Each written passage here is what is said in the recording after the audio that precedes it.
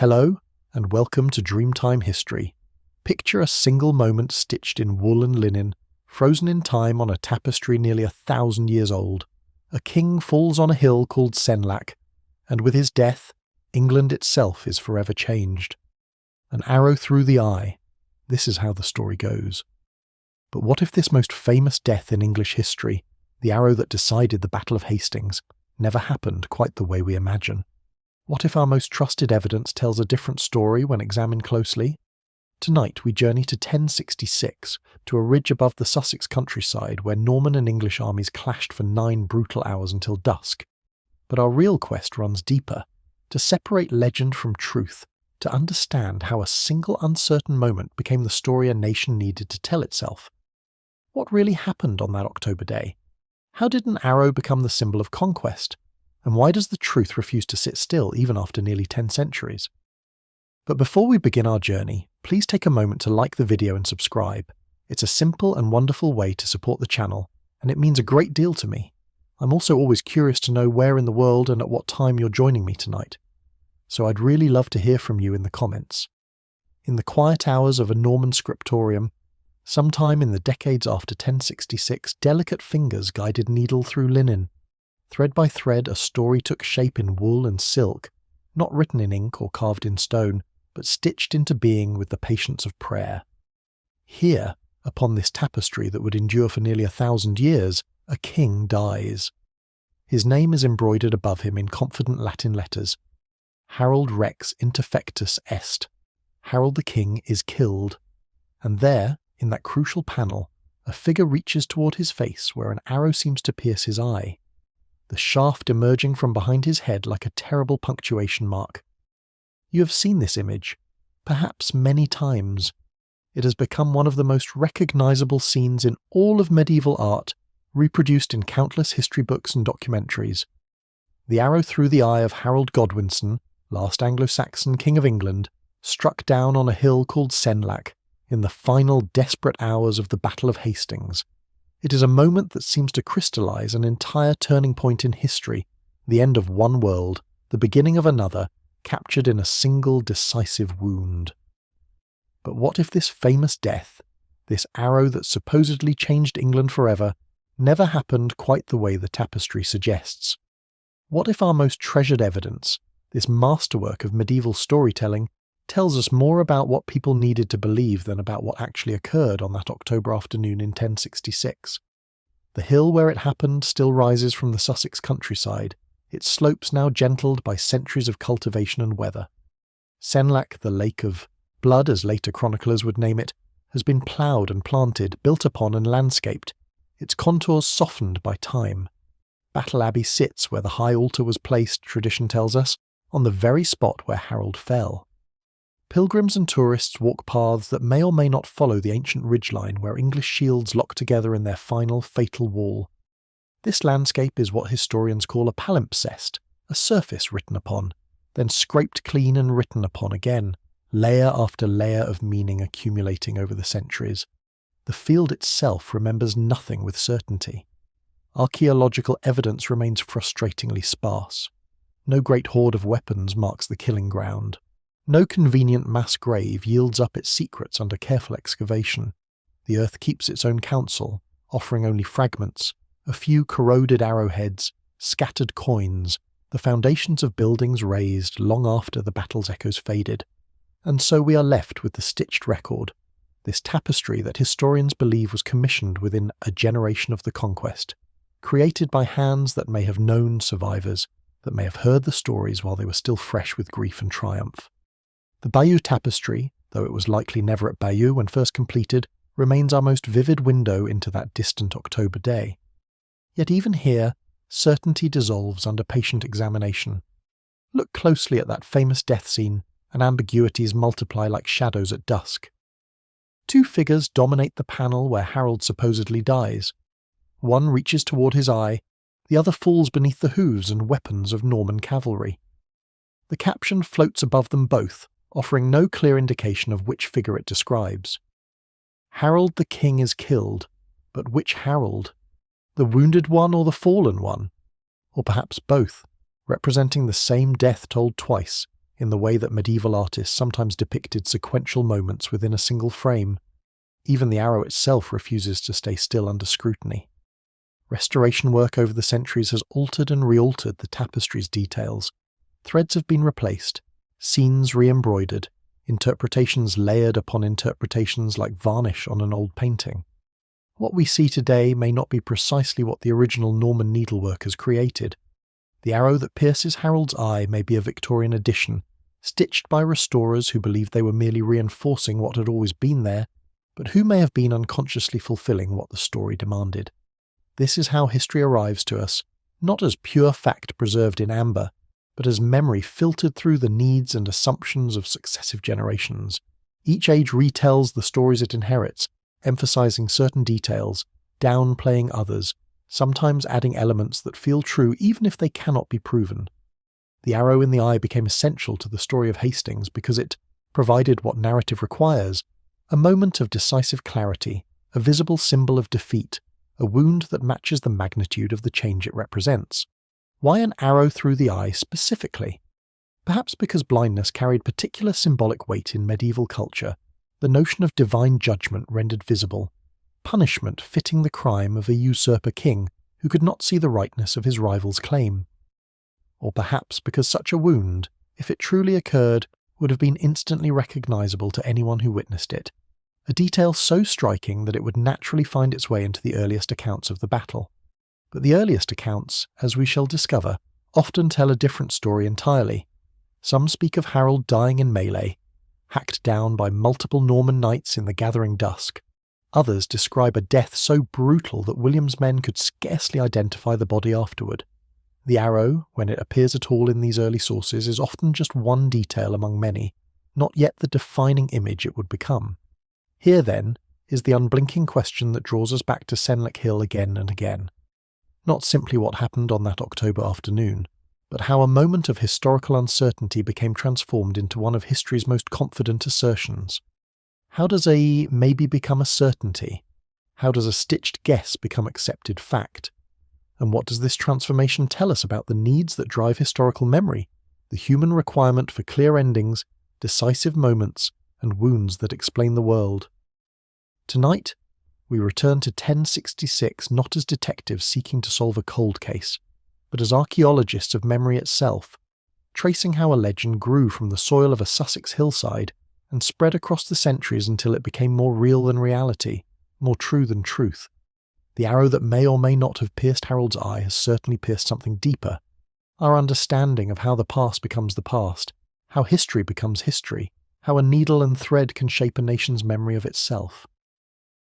To understand what was lost at Hastings, we must first step back into the world that Harold defended, an England that had grown slowly into something remarkable, a kingdom governed not by the arbitrary will of distant lords, but by an intricate web of custom, obligation, and consultation that stretched from village green to royal hall.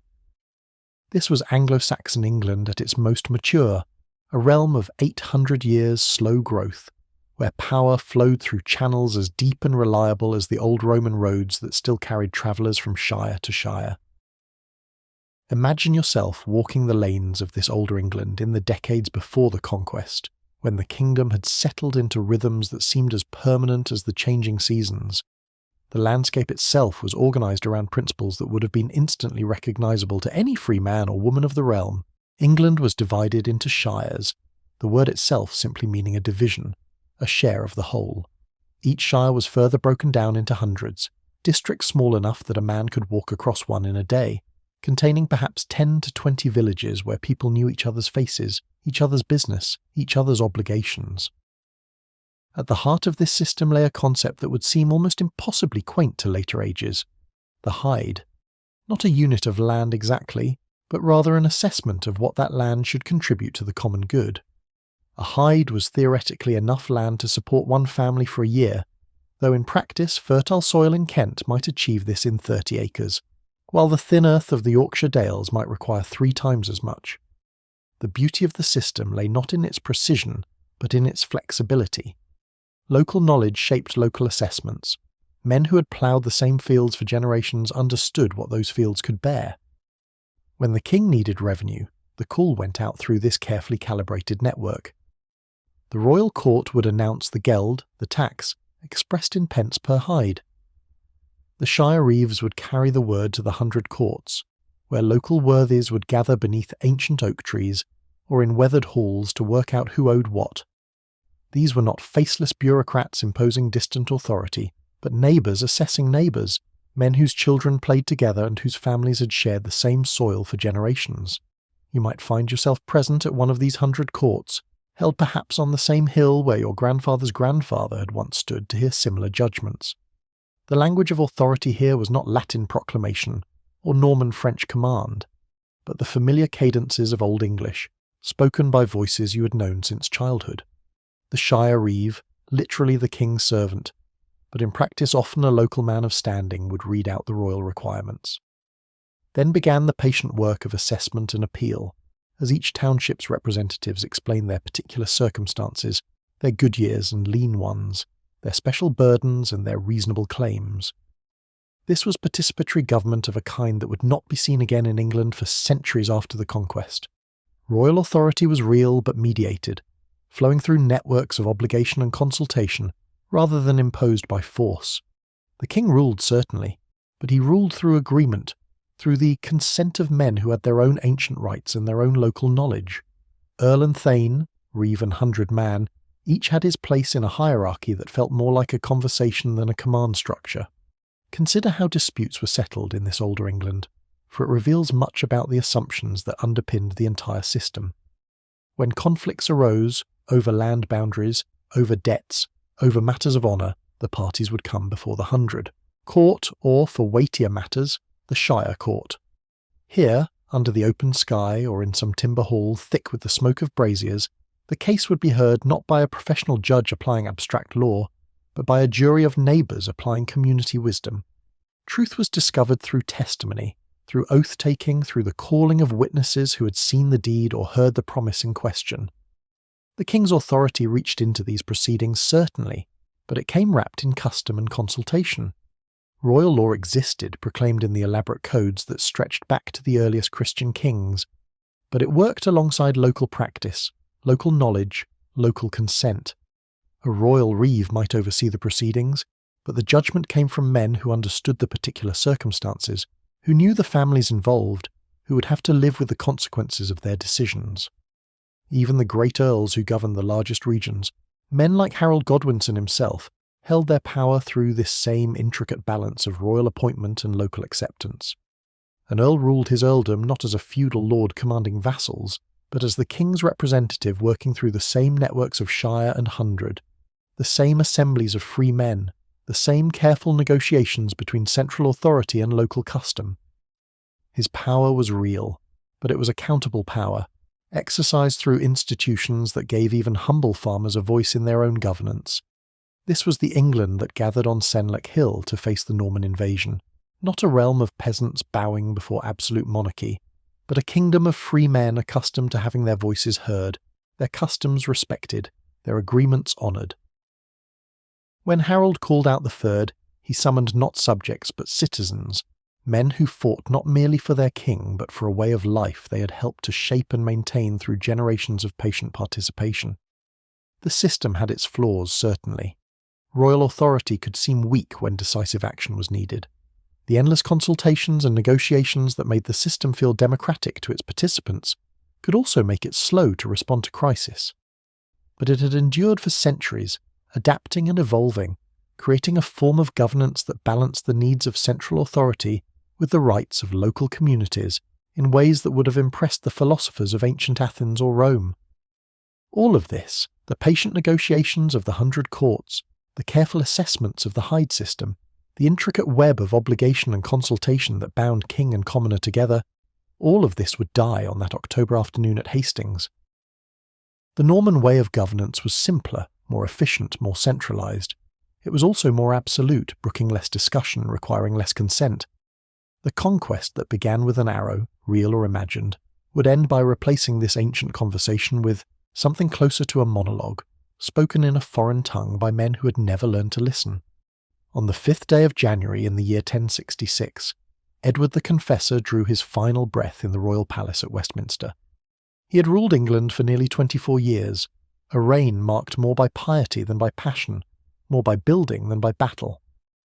In his final weeks, as winter settled over the Thames Valley and courtiers whispered in shadowed corners, it became clear that England faced a problem for which there was no easy solution. The king was dying without leaving an heir of his own blood. This was not simply a personal tragedy, though it was certainly that.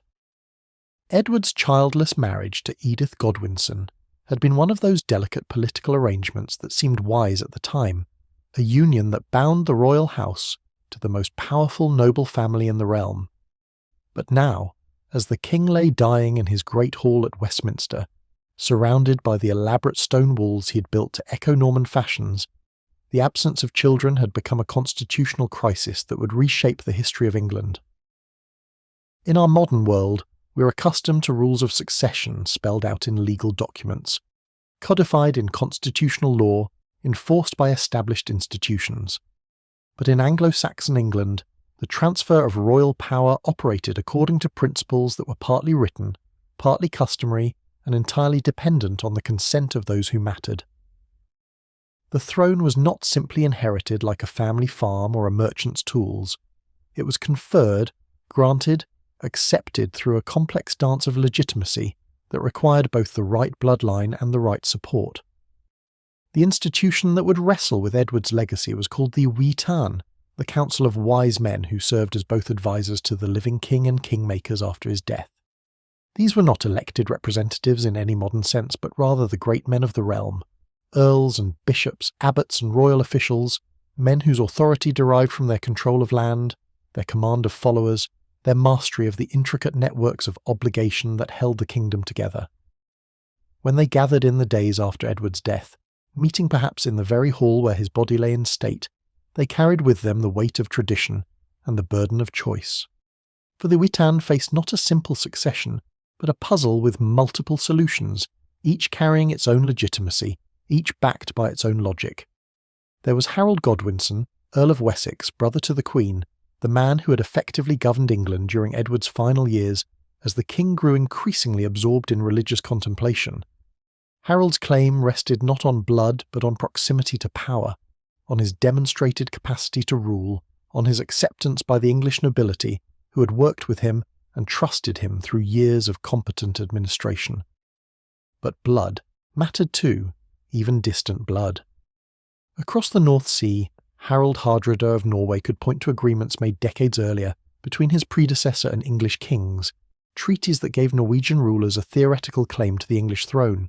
These were ancient promises, perhaps half forgotten, certainly inconvenient, but they carried the weight of sworn oaths in an age when oath-breaking was considered not merely dishonourable but damnable. And then there was William, Duke of Normandy, whose claim combined elements that made it particularly compelling to Norman minds, and particularly troubling to English ones. William insisted that Edward had promised him the throne years earlier, during the king's long exile in Normandy before his accession. More damaging still, William claimed that Harold Godwinson himself had sworn to support this Norman succession, an oath allegedly given when Harold had been shipwrecked on the Norman coast and found himself William's unwilling guest. The problem with these competing claims was not that they were false, but that they operated according to different understandings of how legitimacy worked. In the Anglo-Saxon tradition, the approval of the Witan was essential. A king needed to be accepted by the great men of the realm, needed to demonstrate that he could command their loyalty and govern through their cooperation. Blood alone was not enough. Royal descent might make a man eligible for consideration, but it did not automatically make him king. The Norman understanding was different, shaped by continental practices where inheritance followed more rigid patterns, where oaths and promises carried binding legal force across generations. To William's mind, Edward's promise and Harold's oath created obligations that could not simply be set aside by English assemblies, no matter how ancient their authority or how reasonable their deliberations. In the quiet days of January 1066, as Edward's body was prepared for burial in his great abbey church at Westminster, these different understandings of legitimacy began their slow collision.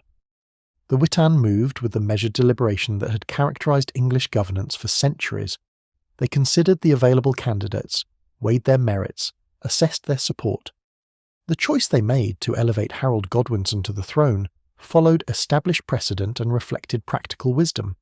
Harold was English, experienced, accepted by the nobility, capable of defending the realm, but this same choice, viewed from across the English Channel, appeared as a violation of sacred promises, a breaking of sworn oaths, an act of usurpation that demanded correction. William began to gather support not just for war but for a crusade, presenting his claim to the Pope in Rome, securing papal blessing for an invasion that he portrayed not as conquest but as rightful reclamation. Here, in these quiet winter weeks, we can see how the great crisis of 1066 took shape. It was not simply a clash of armies or a conflict of personalities, but a collision between different systems of understanding what made a king legitimate. The Anglo-Saxon way emphasized consultation, flexibility, practical wisdom. The Norman way emphasized binding obligation, inherited right, sworn promise. Both systems had their logic, their dignity, their ancient authority, but they could not coexist.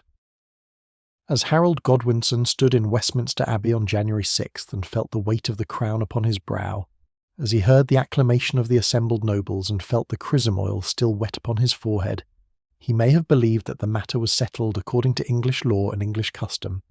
But across the narrow sea, in the ducal court of Normandy, another king was already making his own preparations, marshalling his own arguments, calling in his own oaths.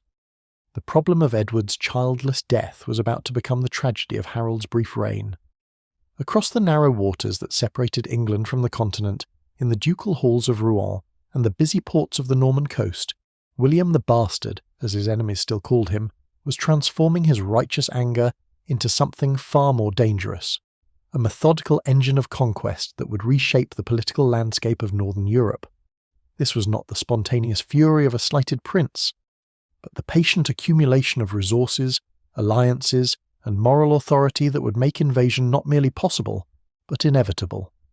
To understand the magnitude of what William accomplished in the months following Harold's coronation, we must first grasp the fundamental challenge he faced. Normandy, for all its growing power and influence, was still a relatively small duchy squeezed between the rival ambitions of France and England, its population perhaps 300,000 souls scattered across lands that could be crossed on horseback in less than a week. To mount an invasion of England, a kingdom of more than 1 million people protected by the treacherous waters of the English Channel, required resources that no single Norman duke could command from his own domains. The solution lay in William's genius for organisation, and his deep understanding of the feudal networks that bound together the warrior aristocracy of northern France.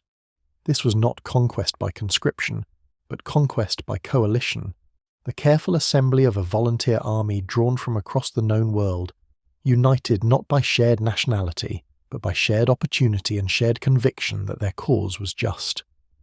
In the Great Hall at Rouen throughout the spring and summer of 1066, a steady stream of visitors arrived to hear William's case and weigh his offer. These were not merely Norman barons, though the Norman nobility formed the core of his support, but knights and adventurers from Brittany and Maine, from Flanders and France, from as far away as southern Italy, where Norman adventurers had already carved out kingdoms from the ruins of Byzantine and Muslim authority. Each brought his own followers, his own equipment, his own calculation of risk and reward. What William offered was more than mere plunder, though the prospect of English lands and English wealth certainly sweetened the bargain. He offered legitimacy, the chance to serve not as raiders or mercenaries, but as instruments of divine justice. For William had achieved something that transformed his entire enterprise from mere invasion into holy war. He had secured the blessing of Pope Alexander II, along with a consecrated banner that would fly above the Norman host as they crossed the Channel. The papal support was not granted lightly or without careful consideration. William's agents at the Roman court had presented his case with the skill of trained lawyers, emphasizing not his personal grievances but the broader principle at stake. Here was an oath-breaker, they argued, a man who had sworn sacred vows and then violated them for temporal gain.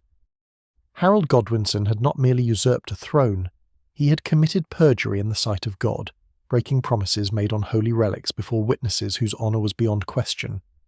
The invasion of England, therefore, was not aggression, but correction, not conquest, but the restoration of rightful authority. This moral framework proved essential to William's recruitment efforts, for it allowed men of genuine piety to serve alongside mere fortune seekers without compromising their souls. Knights who might have hesitated to join a war of naked ambition could present themselves as crusaders serving divine justice. The psychological effect was profound, creating an army that believed in its cause with the fervour of religious conviction. But belief alone could not cross the English Channel. The practical challenges of mounting an amphibious invasion in the 11th century were staggering, requiring logistical coordination on a scale rarely attempted in medieval Europe.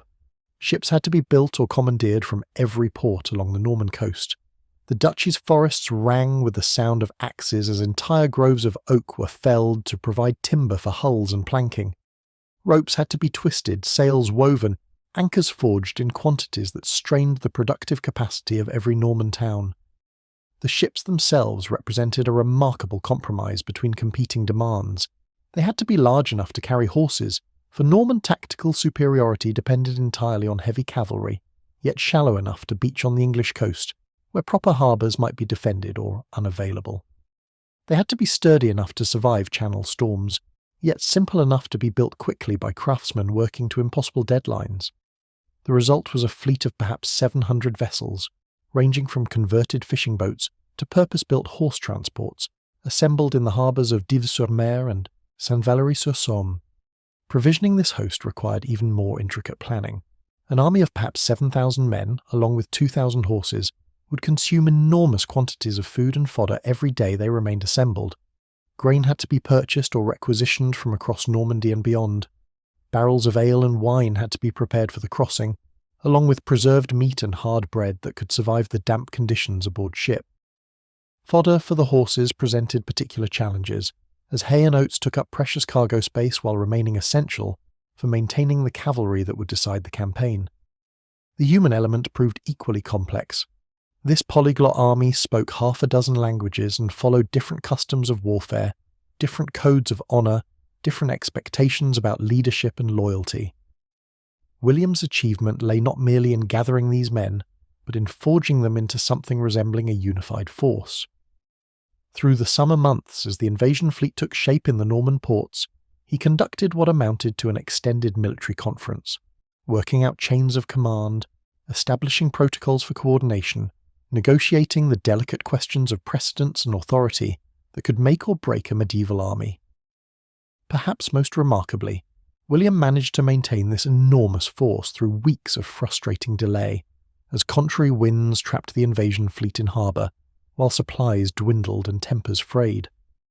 Lesser leaders might have seen their coalition dissolve as knights drifted away to tend their own affairs, but William held his army together through a combination of careful provisioning, regular payments, and the constant reinforcement of their shared purpose. When the winds finally turned favourable in late September, he commanded not a collection of individual war bands, but a disciplined instrument of conquest, poised to change the course of English history. When Harold Godwinson received word that William's invasion fleet had finally crossed the Channel and landed at Pevensey, he faced a challenge that went to the heart of how warfare worked in 11th century England. The king needed an army, and he needed it quickly. But the England of 1066 was not a militarised state that could simply activate standing regiments or call up professional divisions. It was a kingdom of farmers and craftsmen, merchants and minor nobles, most of whom spent their days tending crops, mending tools, and managing the thousand small obligations of rural life. To transform these men into a fighting force required navigating a complex web of duty, custom, and practical necessity that had evolved over centuries of Anglo-Saxon governance. At the core of Harold's military strength lay his housecarls, the professional warriors who formed the steel spine of any Anglo-Saxon army. These were not feudal knights bound by land tenure, but career soldiers who served the king for wages, men who had chosen warfare as their trade, and mastered it with the dedication of any skilled craftsman. They lived in the royal halls when not campaigning, ate at the king's table, and received their equipment from the royal armouries. Most importantly, they were always ready. A housecarl kept his weapons sharp, his mail bright, his shield sturdy. When the summons came, he could march within hours, carrying everything he needed for months of campaign. You might encounter one of these professional warriors on the roads leading south from London in those urgent October days, and you would recognise him instantly by his bearing and his gear. His byrnie, the long shirt of interlocked iron rings that the English called mail, would be well fitted and carefully maintained, each link inspected and oiled against rust. His helmet, probably of the Spangenhelm type with its distinctive nose guard and reinforcing bands, would show the dents and scratches of real use. Most impressive of all would be his weapons, a spear with a leaf-shaped blade and ash shaft polished smooth by countless hands, a sword whose pattern-welded steel had been folded and refolded to create strength and flexibility, perhaps a great two-handed axe of the type that had made Danish warriors famous across Europe. But even Harold's household troops numbered only in the hundreds, certainly fewer than 1,000 men. To face William's invasion, the king needed the fyrd, the general levy of free men that formed the backbone of English military obligation. This ancient system reached into every shire and hundred, calling upon men who owed military service not as their primary occupation, but as citizens defending their homeland. The summons that went out from Harold's court in early October would have travelled along the same networks that collected taxes and administered justice, reaching into villages where the king's reeve would gather the local worthies beneath the customary oak tree or in the manor hall. The men who answered this call were not soldiers in any professional sense, but neither were they helpless peasants dragged unwillingly from their ploughs. The fyrd drew primarily from the ranks of free farmers, skilled craftsmen, and minor landholders, men with enough property to afford weapons and enough stake in the existing order to fight for it. Each brought his own equipment, assembled over years according to his means and his obligations.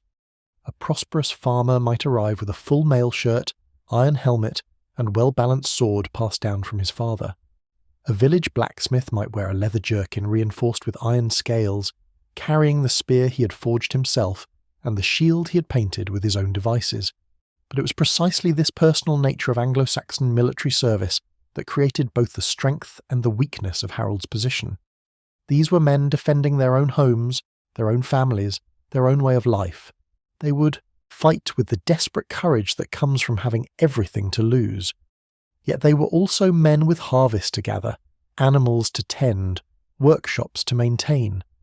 Every day spent on campaign was a day of lost income, spoiled crops, abandoned obligations. The fyrd could be raised quickly, but it could not be maintained indefinitely without devastating the very economy it was meant to protect.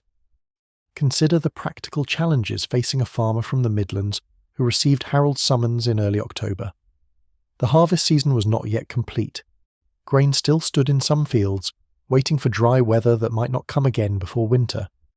Apple orchards hung heavy with fruit that would rot if not gathered soon.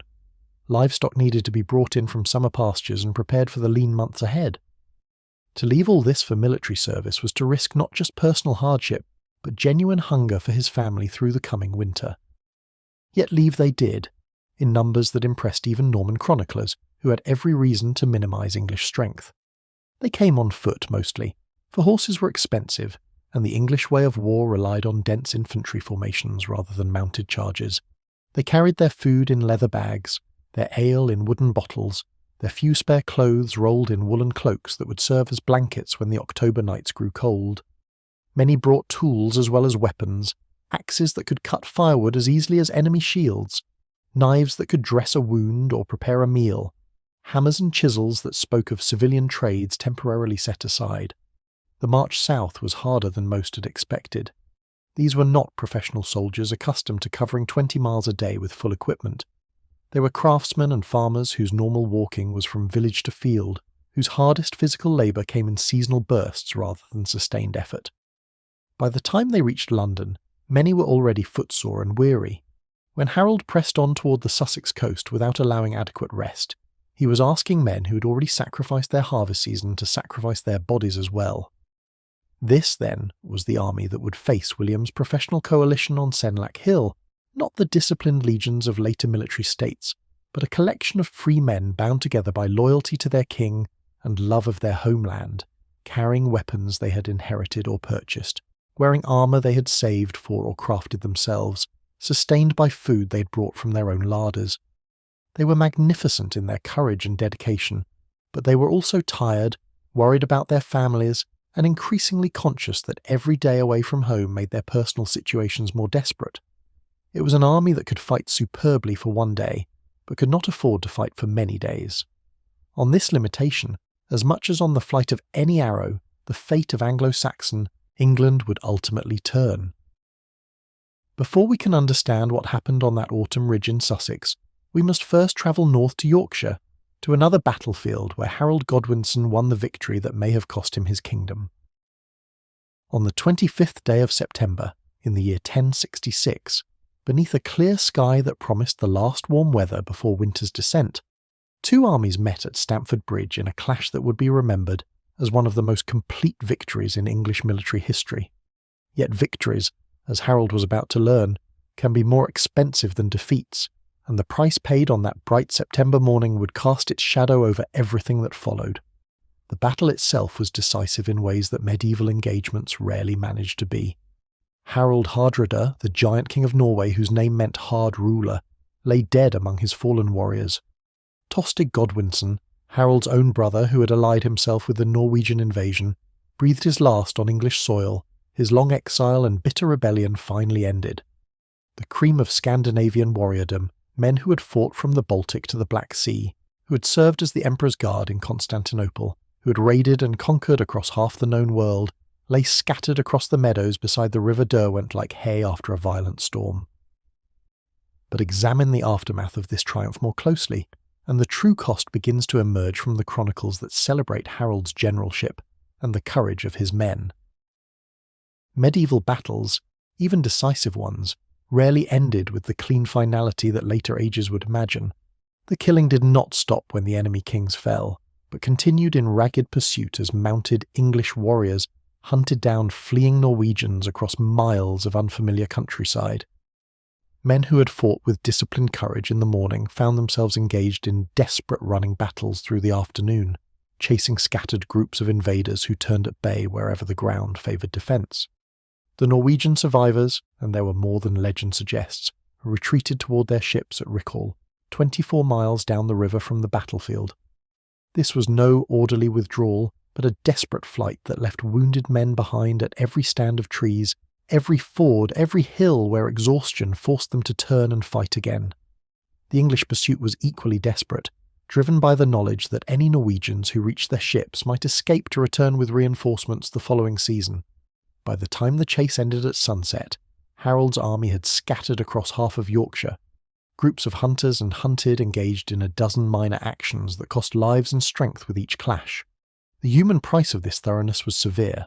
The housecarls who formed the backbone of Harold's force had fought hand-to-hand combat for hours, wielding the great two-handed axes that could cleave, through mail and bone with equal ease, but which demanded enormous physical strength to use effectively. By evening, many of these professional warriors bore wounds that would take weeks to heal properly.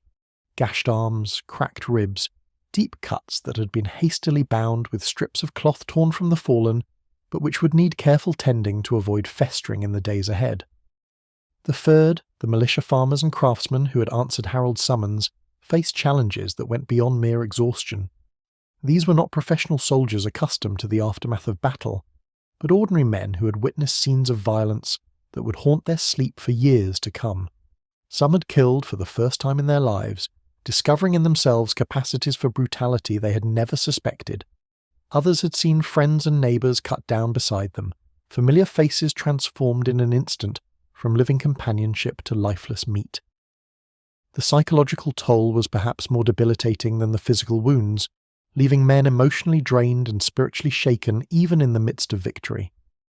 When word arrived that William of Normandy had landed on the Sussex coast, Harold faced a dilemma that has been simplified by centuries of patriotic storytelling into a tale of heroic determination and superhuman endurance. The popular narrative speaks of forced marches covering impossible distances, of an army that raced from Yorkshire to Sussex in 4 days of relentless travel, arriving at Hastings barely winded and ready to fight again immediately. But the reality, pieced together from contemporary sources and the simple mathematics of medieval travel, tells a more complex and ultimately more human story. Harold's movement south was indeed swift, but it was not the supernatural feat of endurance that later chroniclers would claim. The march from York to London, a distance of roughly 200 miles, took approximately 10 days rather than 4, still impressive by medieval standards, but within the realm of human possibility rather than miraculous achievement. This pace, averaging about 20 miles per day, was sustainable for healthy men travelling light, but it represented a gruelling ordeal for soldiers already weakened by battle and carrying the wounded among their number. The army that reached London in early October was not the same force that had triumphed at Stamford Bridge. Some men had been left behind in Yorkshire, too badly wounded to travel or assigned to guard the northern frontier against any remaining Norwegian threat. Others had simply melted away during the march south, returning to their homes and harvests as the immediate crisis in the north seemed to pass. These were not desertions in any dishonourable sense, but the natural result of a military system that relied on citizen soldiers rather than professional troops. Men who had fulfilled their obligation by defending the realm against foreign invasion might reasonably consider their duty complete. Perhaps most significantly, Harold himself reached London with an army that was psychologically and physically depleted rather than triumphant. The victory at Stamford Bridge had preserved England's northern frontier and eliminated a dangerous rival claimant to the throne. But it had also consumed the irreplaceable resource of fresh, eager fighting men and replaced them with veterans who had already seen too much, who carried wounds both visible and invisible, who faced the prospect of another battle with the grim resignation of men who had learned what battle actually cost. When Harold looked south towards Sussex and the gathering Norman threat, he commanded an army that had already given everything it had to give. The bright September day that had seemed to secure his kingdom had instead begun its slow dissolution, victory by victory, mile by mile, until nothing remained but the final test on Senlac Hill. The Norman ships made landfall on the morning of September 28th at Pevensey, where the ancient Roman walls still rose from the marshy ground like the bones of some half-forgotten giant. William had chosen this stretch of the Sussex coast not for its beauty, though the sweep of shingle beach beneath the chalk cliffs held its own austere majesty, but for its practicality. Here the shore was broad enough to accommodate hundreds of vessels, shallow enough for his horse transports to ground themselves without the need for proper harbours, and defensible enough to serve as a base while his army organised itself for the campaign ahead. But Pevensey also offered William something more strategic than mere convenience. It provided a foothold on English soil that Harold could not afford to ignore. The Norman Duke understood that his greatest vulnerability lay not in the strength of English resistance, but in the possibility of English delay. An invasion force supplied from across the Channel could not maintain itself indefinitely on hostile shores. Every day spent waiting was a day of dwindling provisions, growing restlessness among his diverse coalition of followers, and increasing risk that autumn storms might cut his supply lines entirely. William needed battle, and he needed it quickly, before the logistical advantages that had brought him to England dissolved into the practical impossibilities of maintaining a foreign army through an English winter. So began a campaign of calculated provocation, as methodical as it was brutal. From their beachhead at Pevensey, Norman foraging parties spread out across the Sussex countryside in a pattern of raids that served multiple purposes simultaneously. They gathered the food and fodder that the invasion army required for survival, but they also sent an unmistakable message to Harold and his advisers. Every day that passed without English resistance meant another day of English suffering, another village burned, another harvest destroyed, another community terrorised by foreign soldiers who spoke no English and showed no mercy to those who could not defend themselves. The landscape itself shaped the rhythm and direction of this destruction. Sussex in the 11th century was not the gentle farming country of later centuries, but a region where cultivated fields existed as islands of human order, surrounded by vast stretches of forest and marsh that had changed little since the Romans first marched north from their coastal fortifications. The great forest of Andredswald, the Weald, stretched inland like a green sea, its ancient oaks and beeches providing cover for bandits and refuge for those fleeing Norman raiders, but also creating natural barriers that channeled movement along predictable routes. William's men followed the old roads when they could find them, the straight Roman tracks that still provided the most reliable passage through this bewildering landscape of woodland and water. But increasingly they moved along the ridgelines that offered drier ground and clearer sight lines, natural highways that had been used by travellers and armies since before human memory began.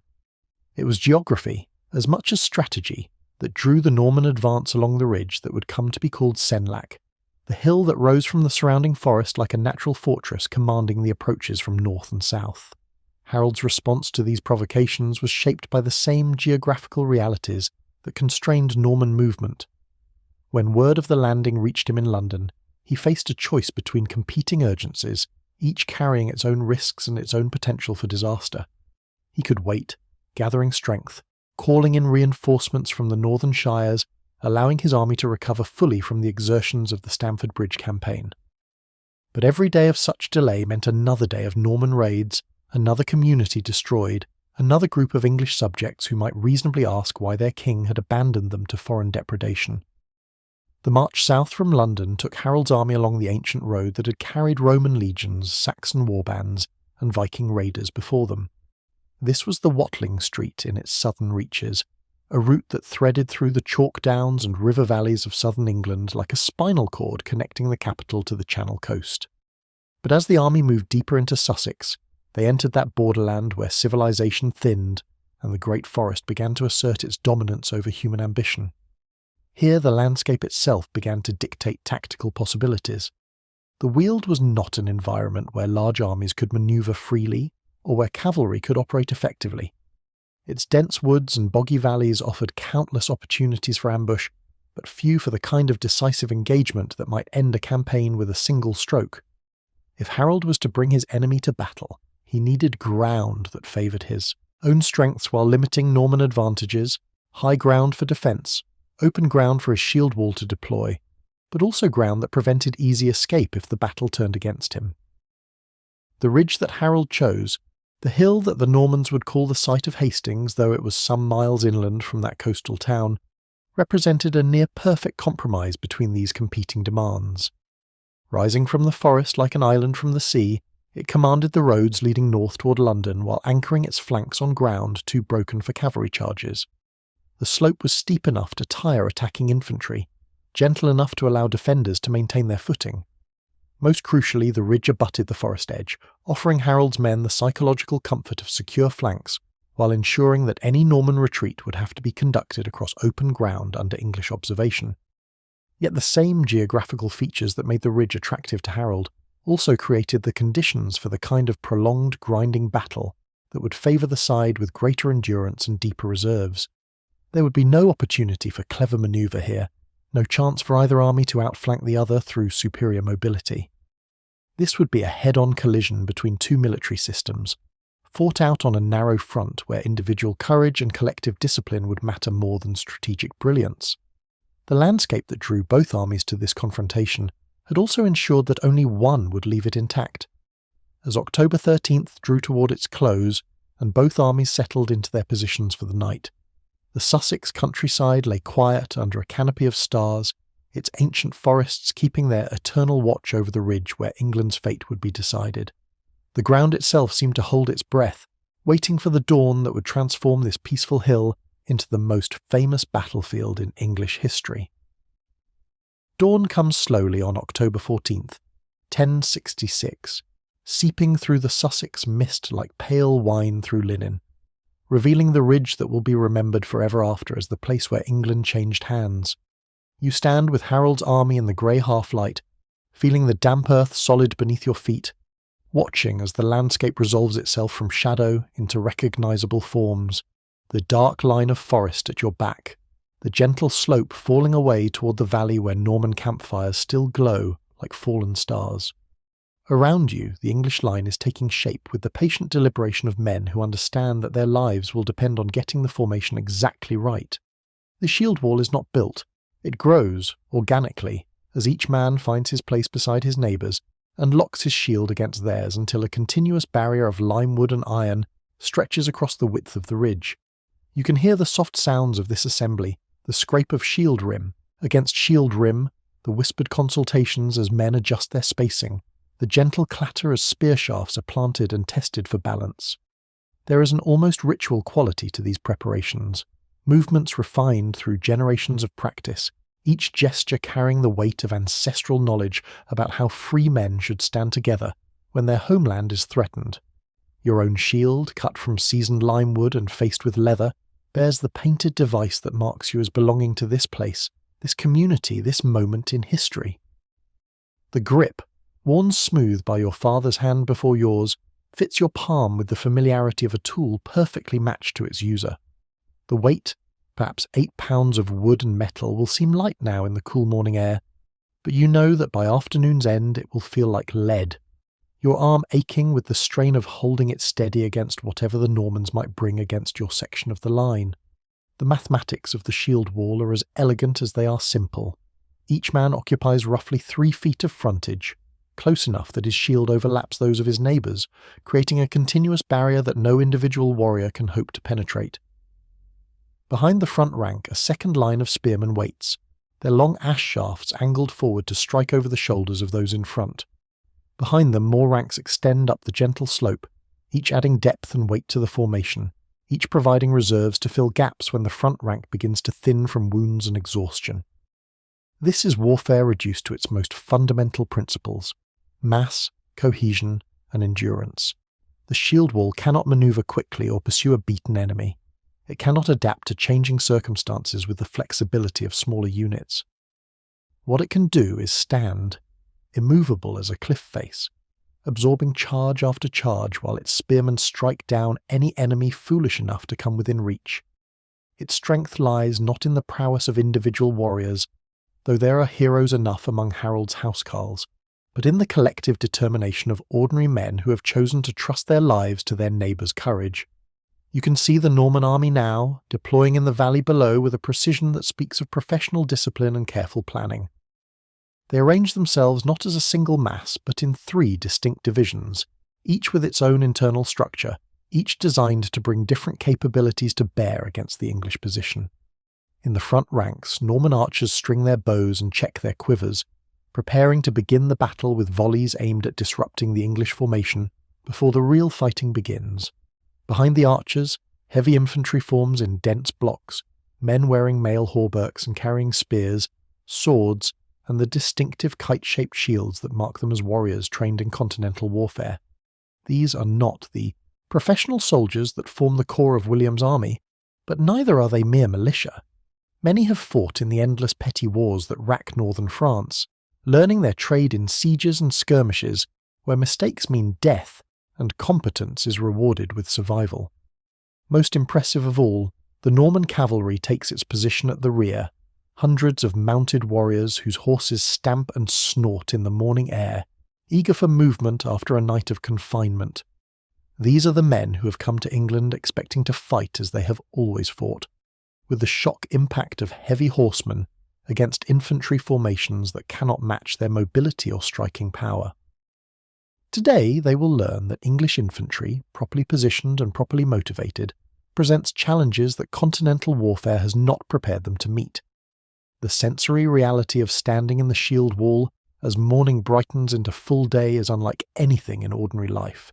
The air itself seems thick with tension, every sound magnified and given significance. The jingle of mail as a man shifts his weight, the soft prayer muttered under someone's breath, the distant calls of Norman officers marshalling their troops. You can smell the leather of shields and harness, the oil used to prevent rust on mail rings, the acrid smoke of dying campfires, and underneath it all the earthy scent of autumn grass crushed beneath thousands of feet. Your own breathing seems unnaturally loud in your ears, and you find yourself checking and rechecking the grip of your spear, the set of your helmet, the position of your shield. Time moves strangely in these moments before battle, each minute stretching like an hour while the mind catalogues every detail that might matter in the hours ahead, the firmness of the ground beneath your feet, the angle of the slope, the distance to the Norman lines, the faces of the men beside you who will share whatever fate this day brings. Harold Godwinson himself moves along the English line, a figure instantly recognisable in his royal mail and golden arm rings, speaking words of encouragement that reach you as a low murmur of familiar speech in the ancient tongue of your fathers. Behind him, the dragon banner of Wessex snaps in the morning breeze, its silk folds catching the strengthening light like a prayer made visible. This ridge, this moment, this formation of shields and spears, all of it will be remembered as long as men tell stories about the day when England learned to measure time in terms of before and after, when the arrow flew that changed everything forever. The battle begins not with trumpet calls or heroic speeches, but with the peculiar silence that settles over large groups of men when the moment of decision finally arrives. It is perhaps 9 o'clock in the morning when the first Norman arrows arch upward against the October sky, their flight almost leisurely at this distance, giving you time to watch them reach their apex and begin their descent toward the English line. The sound they make is not the dramatic whistle of popular imagination, but a softer susurration, like wind through wheat, growing louder as the shafts find their targets in shields and mail and, occasionally, in the flesh of men who have lifted their heads a fraction too high above the wall of limewood that protects them. This archery, which will continue intermittently throughout the day, represents warfare at its most systematic and impersonal. The Norman bowmen, standing perhaps 200 yards down the slope, cannot see individual faces behind the English shields. They shoot not at men but at a formation, adjusting their aim based on where previous volleys have struck, seeking to weaken the cohesion of the shield wall through the accumulated effect of dozens, then hundreds, then thousands of arrows. Some find their mark, drawing blood and cries of pain from the English ranks. Most bury themselves harmlessly in shield wood, or stick upright in the earth like a sparse malevolent forest. The English response to this harassment is discipline of a kind that would impress professional soldiers of any age. Men do not break ranks to seek better cover or return individual challenges. They absorb the arrow storm with the collective patience of farmers enduring hail, knowing that their formation's strength depends on maintaining its integrity regardless of the cost to individuals. When a man falls, his neighbours close the gap. When shields splinter under repeated impacts, replacements are passed forward from the reserve ranks. The wall endures because each man trusts that his sacrifice, if it comes, will not be meaningless. But archery alone cannot win battles, and William's tactical plan depends on using his bowmen merely to prepare the way for the real work of the day. As the morning advances toward noon, Norman infantry begins its first tentative probe of the English position, heavy-armed men advancing up the slope in loose formation, testing the strength and reactions of Harold's line. These are not the decisive charges that will come later, but reconnaissance in force, designed to identify weak points and gauge the quality of English resistance. The men who undertake these probing attacks face the most dangerous work of the medieval battlefield. They must advance uphill against a prepared position, carrying shields and weapons that grow heavier with each step, knowing that they are walking into range of English spears without the momentum necessary to break through in a single rush. Many never reach the shield wall at all, falling to spear thrusts delivered over the English front rank by men they cannot see or counter. Those who do make contact find themselves fighting individual combats against opponents who have the advantages of higher ground, mutual support, and defensive positioning. What strikes the modern imagination as most alien about this phase of the battle is its duration and its rhythm. Combat does not proceed as a continuous crescendo of violence, but rather as a series of advances and withdrawals punctuated by periods of exhausted inactivity. Men can fight hand-to-hand for perhaps 20 minutes before physical fatigue makes further effort impossible. They must then withdraw, rest, tend their wounds, drink water if any can be found, and prepare for the next attempt. The battle develops a tidal quality, surging up the slope and receding again, as human endurance dictates its own natural cycles. By midday, both armies have begun to understand the true nature of their situation. The Norman advantages in cavalry and organisation have been neutralised by English positioning and determination. The English advantages in defensive ground and local support have been offset by Norman persistence and superior logistics. What remains is a test of collective will conducted through the medium of individual suffering, a grinding contest where victory will belong to whichever side can endure one more charge, absorb one more casualty, maintain cohesion 1 hour longer than their enemies. The most dangerous moments come not during the heaviest fighting, but during the lulls when rumours spread through the ranks like wildfire. Sometime during the afternoon, word passes through the Norman army that Duke William has been killed, struck down by an English spear or crushed beneath his falling horse. The effect is immediate and potentially catastrophic, as units begin to waver and some men start drifting toward the rear. Only William's dramatic gesture, removing his helmet and riding before his troops to demonstrate his continued survival, prevents a general collapse that might have ended the battle then and there. The English face their own crisis when sections of the shield wall, tempted by what appears to be a Norman retreat, break formation to pursue fleeing enemies down the slope. Whether this Norman withdrawal is planned or accidental becomes irrelevant once English discipline fractures. The men who abandon their positions find themselves cut off and surrounded when Norman cavalry wheels back to exploit their isolation. The slaughter that follows serves as a brutal reminder that medieval battles are won not by individual heroism, but by collective restraint, by the unglamorous virtue of standing fast when every instinct screams for action. As afternoon shadows begin to lengthen across the ridge, both armies show the accumulated effects of 9 hours fighting. Weapons are blunted or broken, shields are splintered, mail rings hang loose where rivets have failed under repeated blows. Most critically, the ranks have thinned as men fall to wounds, exhaustion, or the simple human inability to maintain perfect alertness and perfect courage for hours on end. What began as a clash between two organised military systems has devolved into something more primal, a contest between competing forms of exhaustion, fought out by men whose bodies and spirits have been pushed beyond all reasonable limits. Among the most enduring legends of the Battle of Hastings is the tale of Norman cunning triumphing over English steadiness through the use of feigned retreats, elaborate theatrical deceptions in which Norman cavalry pretended to flee in panic, drawing pursuing Englishmen down from their ridge into carefully prepared ambushes. The story has appealed to generations of historians because it transforms what might otherwise seem like mere butchery into an exercise in tactical sophistication, suggesting that William's victory came not through brute force alone, but through the superior intelligence of continental warfare applied to the cruder methods of English defence. But examine these famous feigned flights more closely, and they begin to reveal themselves as something more complex and more human than deliberate strategic deception. The mechanics of command and control in an 11th century battle made elaborate coordinated manoeuvres nearly impossible to execute with precision. A Norman commander might be able to communicate with his immediate subordinates through horn calls or gestures, but the idea that he could orchestrate the movements of hundreds of horsemen across a battlefield obscured by dust and smoke while under constant pressure from English resistance stretches credibility beyond reasonable limits.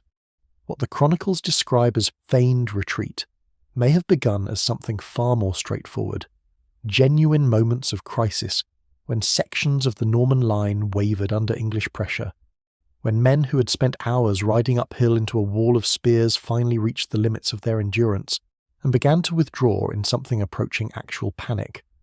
The transformation of retreat into tactical advantage likely occurred not through planning, but through the opportunistic exploitation of psychological momentum by commanders who understood how to read the rhythms of medieval battle. The fatal attraction of downhill pursuit is as old as warfare itself, rooted in instincts that run deeper than tactical training or strategic wisdom. When you have spent hours absorbing the passive punishment of archery and infantry assault, when your shield arm aches from holding position and your spear arm trembles with fatigue, the sight of enemy backs turned in apparent flight awakens something primal and irresistible. Here, finally, is the chance to strike back, to transform yourself from target into hunter, to release the accumulated tension of defensive fighting in the satisfying work of cutting down fleeing foes. The English who broke formation to pursue retreating Normans were not cowards or fools, but ordinary men responding to ordinary human impulses under extraordinary stress. They had maintained perfect discipline through hours of static defence, absorbing casualties while inflicting relatively few, watching friends and neighbours fall while they themselves could do little but endure. When the opportunity for aggressive action finally presented itself, the psychological release was too powerful to resist, even for men who understood intellectually that their strength lay in maintaining formation. But the tactical mathematics of this pursuit were unforgiving. The shield wall's power derived entirely from collective cohesion, each man's survival depending on his neighbour's steadiness, the formation's effectiveness, requiring absolute integrity across its entire front. When sections of the line advanced beyond mutual support range, they created gaps that could not be quickly filled, weak points that Norman commanders could exploit with devastating efficiency. The men who charged down the slope in pursuit of fleeing enemies found themselves isolated and vulnerable, cut off from the protective mass that had sustained them through the long morning's fighting. The slaughter that followed these breakdowns in English discipline was terrible in its systematic thoroughness. Norman cavalry, whether they had retreated by design or accident, proved supremely capable of turning apparent defeat into crushing victory. Horsemen who, moments before, had been fleeing up the slope could wheel with practiced precision to surround and destroy isolated groups of English infantry caught in the open ground below the ridge. The very momentum that had carried the English down the hill now worked against them, making retreat a desperate scramble uphill while mounted enemies struck at their backs and flanks. Perhaps the most tragic aspect of these episodes was how small the initial failures were. Not catastrophic errors of judgment, but momentary lapses in the kind of superhuman discipline that no group of men could maintain indefinitely under such pressure. A few dozen English fighters, perhaps no more than 50 or 60 out of several thousand, would break ranks to pursue what seemed like a promising opportunity. Their loss, in purely numerical terms, was negligible. But the psychological impact on the survivors was devastating, demonstrating that their seemingly impregnable formation could indeed be broken, that their careful tactics could be turned against them by their own natural instincts. The Norman exploitation of these opportunities required no elaborate planning or sophisticated deception, but rather the kind of battlefield awareness that separates competent commanders from great ones. William and his subordinates recognized panic when they saw it, understood how to transform retreat into regrouping, knew how to coordinate the swift strikes that could punish English pursuit without exposing their own forces to unnecessary risk. Their tactical sophistication lay not in complex choreographed maneuvers, but in the simpler and more valuable ability to read the flow of battle and respond to opportunities as they developed. This, then, may be the true lesson of the famous feigned flights at Hastings.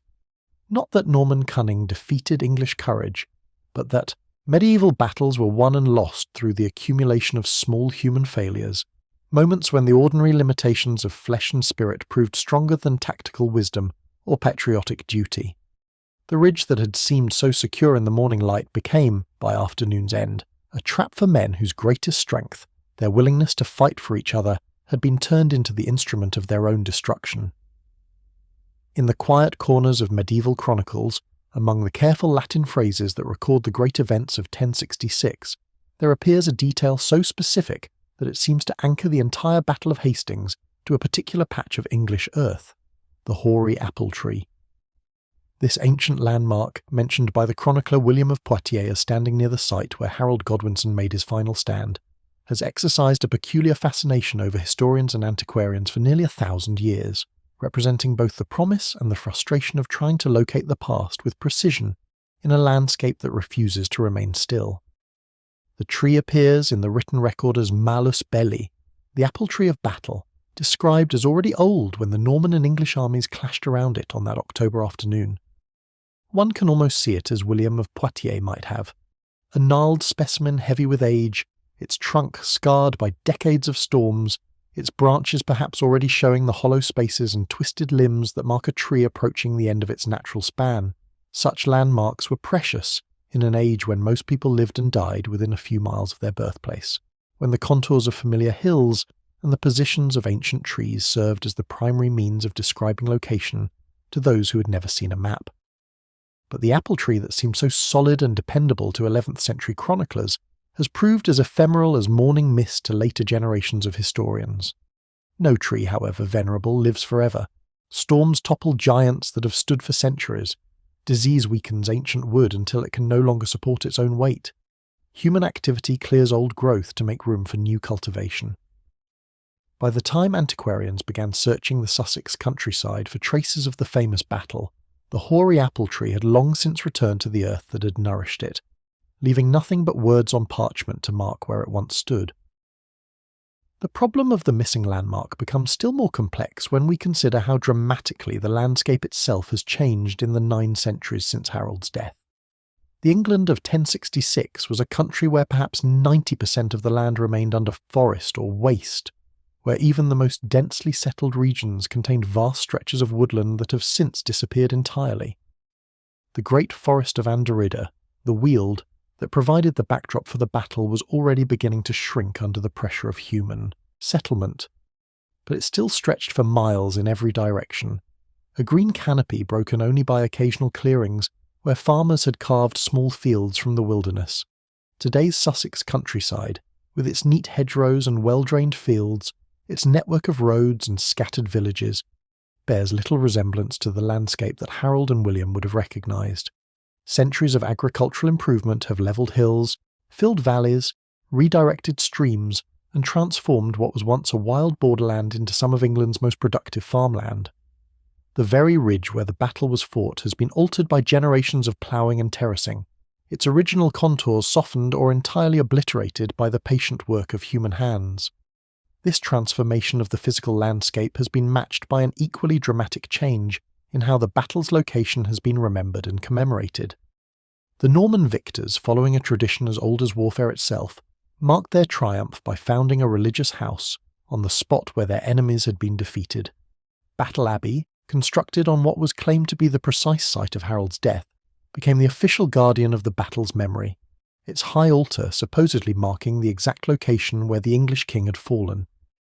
But institutional memory, however carefully maintained, proves as fragile as individual recollection when subjected to the erosions of time.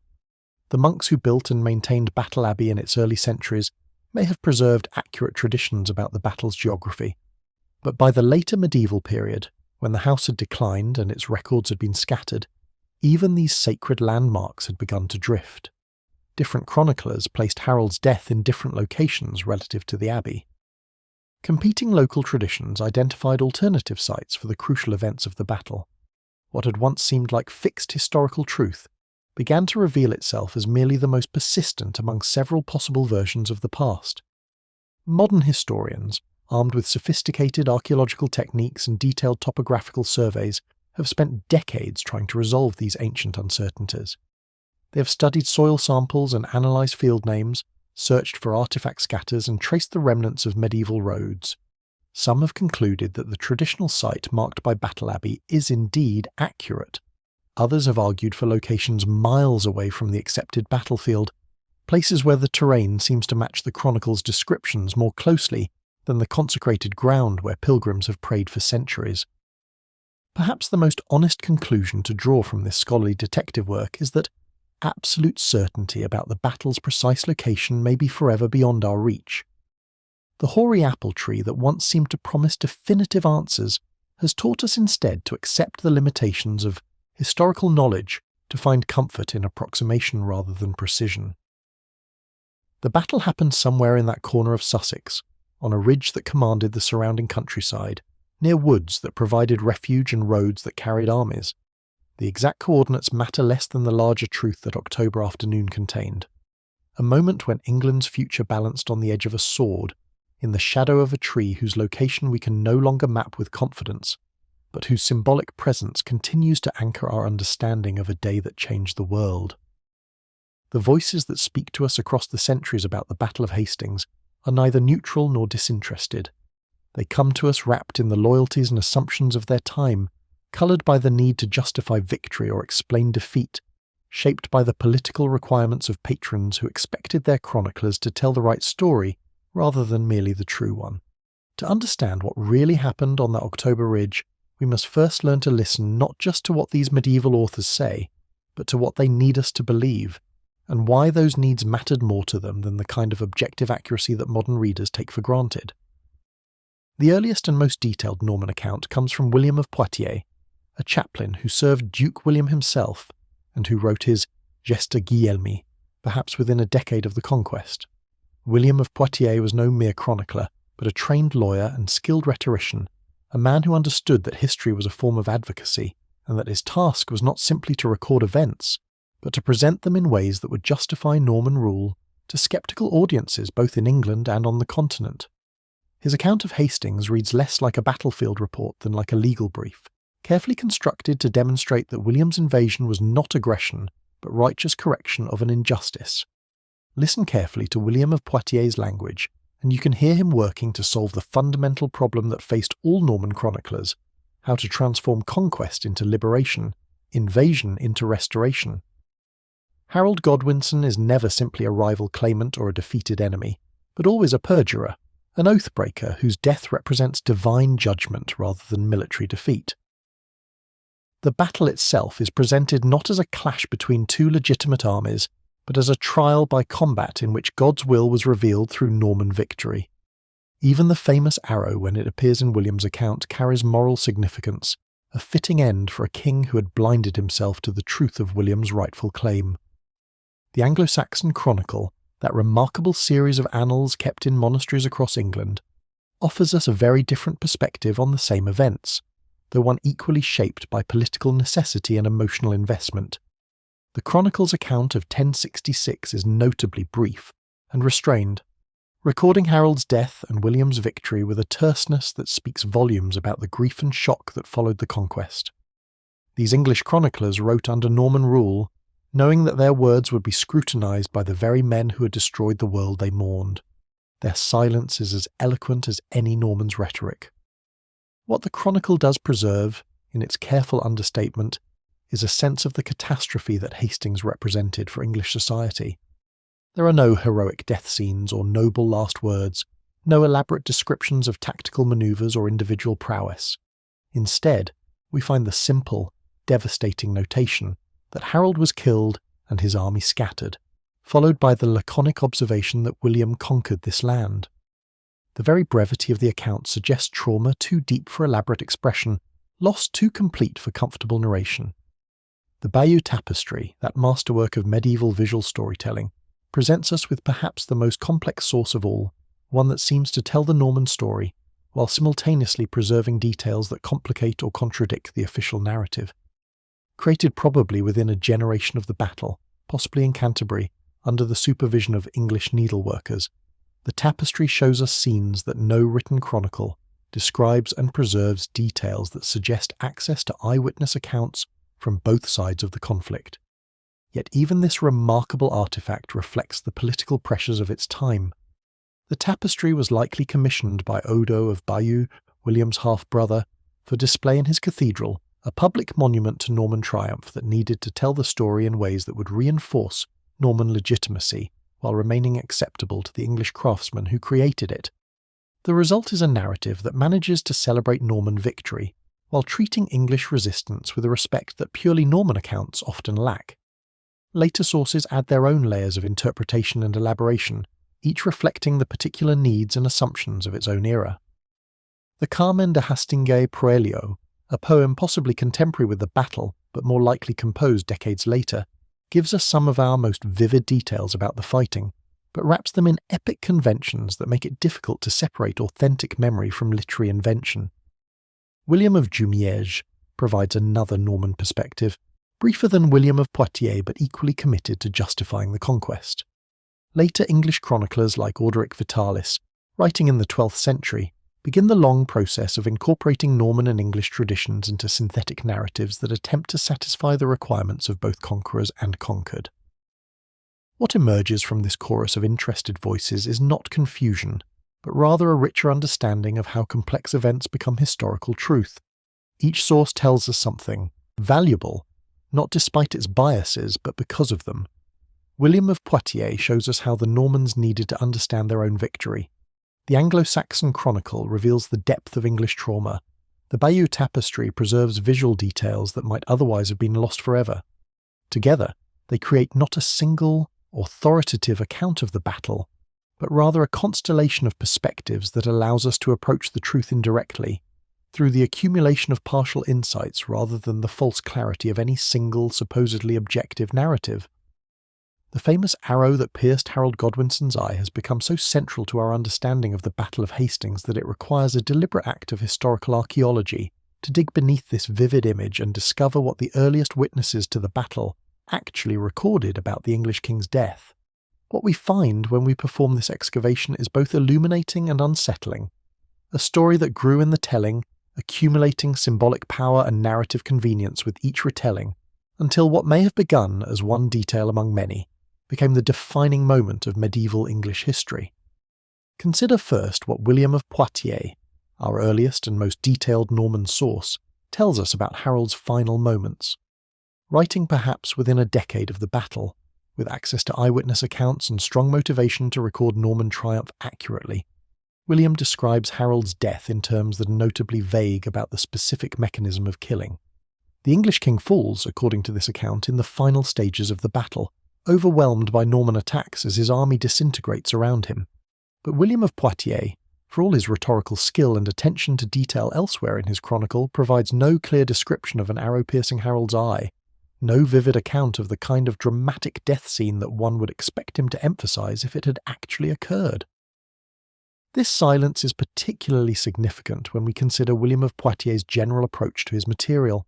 He is a chronicler who delights in symbolic moments and dramatic tableaux, who never misses an opportunity to demonstrate divine favour for the Norman cause or to show Harold receiving appropriate punishment for his alleged perjury. An arrow through the eye, if it had actually happened, would have provided perfect material for William's purposes, combining dramatic visual impact with the kind of symbolic justice that medieval audiences found deeply satisfying.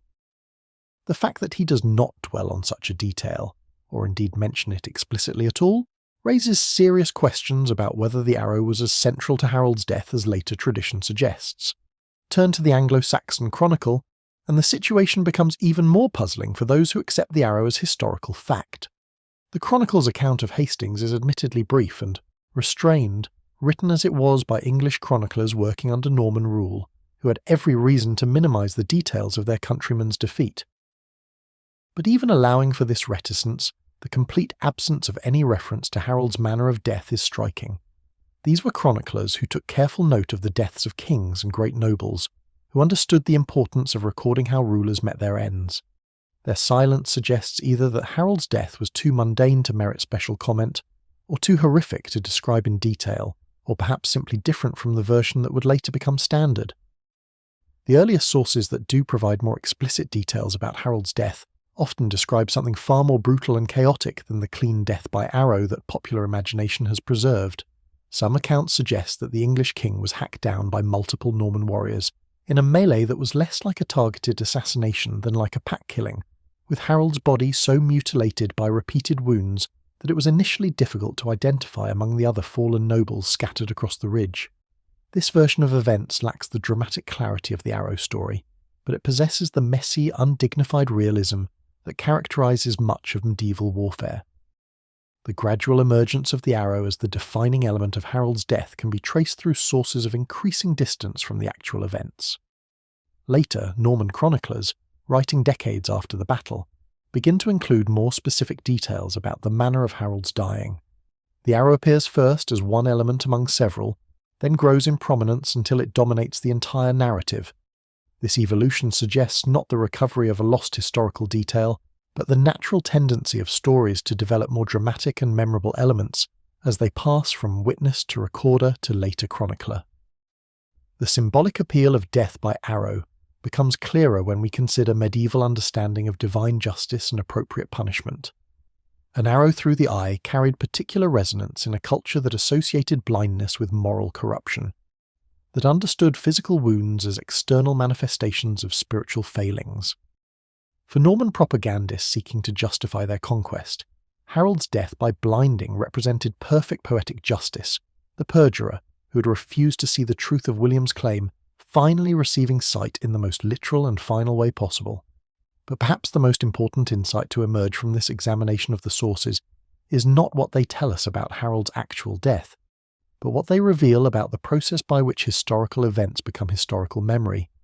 The arrow that may or may not have killed Harold Godwinson has certainly killed our ability to know with certainty what actually happened on that October afternoon. In its place, we have something more complex and perhaps more valuable, an understanding of how societies create the stories they need about their own past, how the requirements of meaning and memory can prove more powerful than the mere facts of what occurred. The early sources, with their silences and ambiguities, their competing versions and contradictory details, offer us something more honest than the clean narrative of the famous arrow. They show us history as it actually exists in the immediate aftermath of great events, confused, incomplete, subject to the limitations of human observation and the distortions of human need. The arrow that grew in importance with each retelling teaches us that the most vivid details are not always the most reliable, and that the stories we remember best may be the ones that serve our needs, rather than satisfy our curiosity about what actually happened in that distant October, when England learned to count its days as before and after.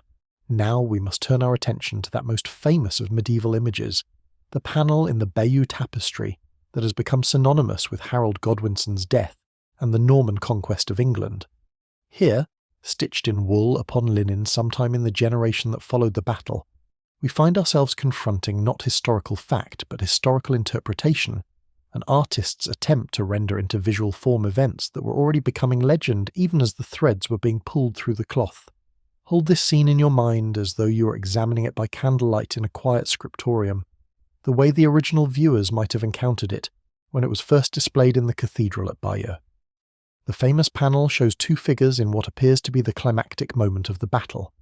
One stands with his hand raised toward his face, touching what might be an arrow shaft that extends from the region of his eye. The other figure falls beneath the hooves and weapons of Norman cavalry, his body already in the posture of death. Above both figures, the Latin inscription reads, Harold Rex interfectus est. Harold the King is killed. The question that has tantalized historians for generations is deceptively simple. Which figure represents Harold?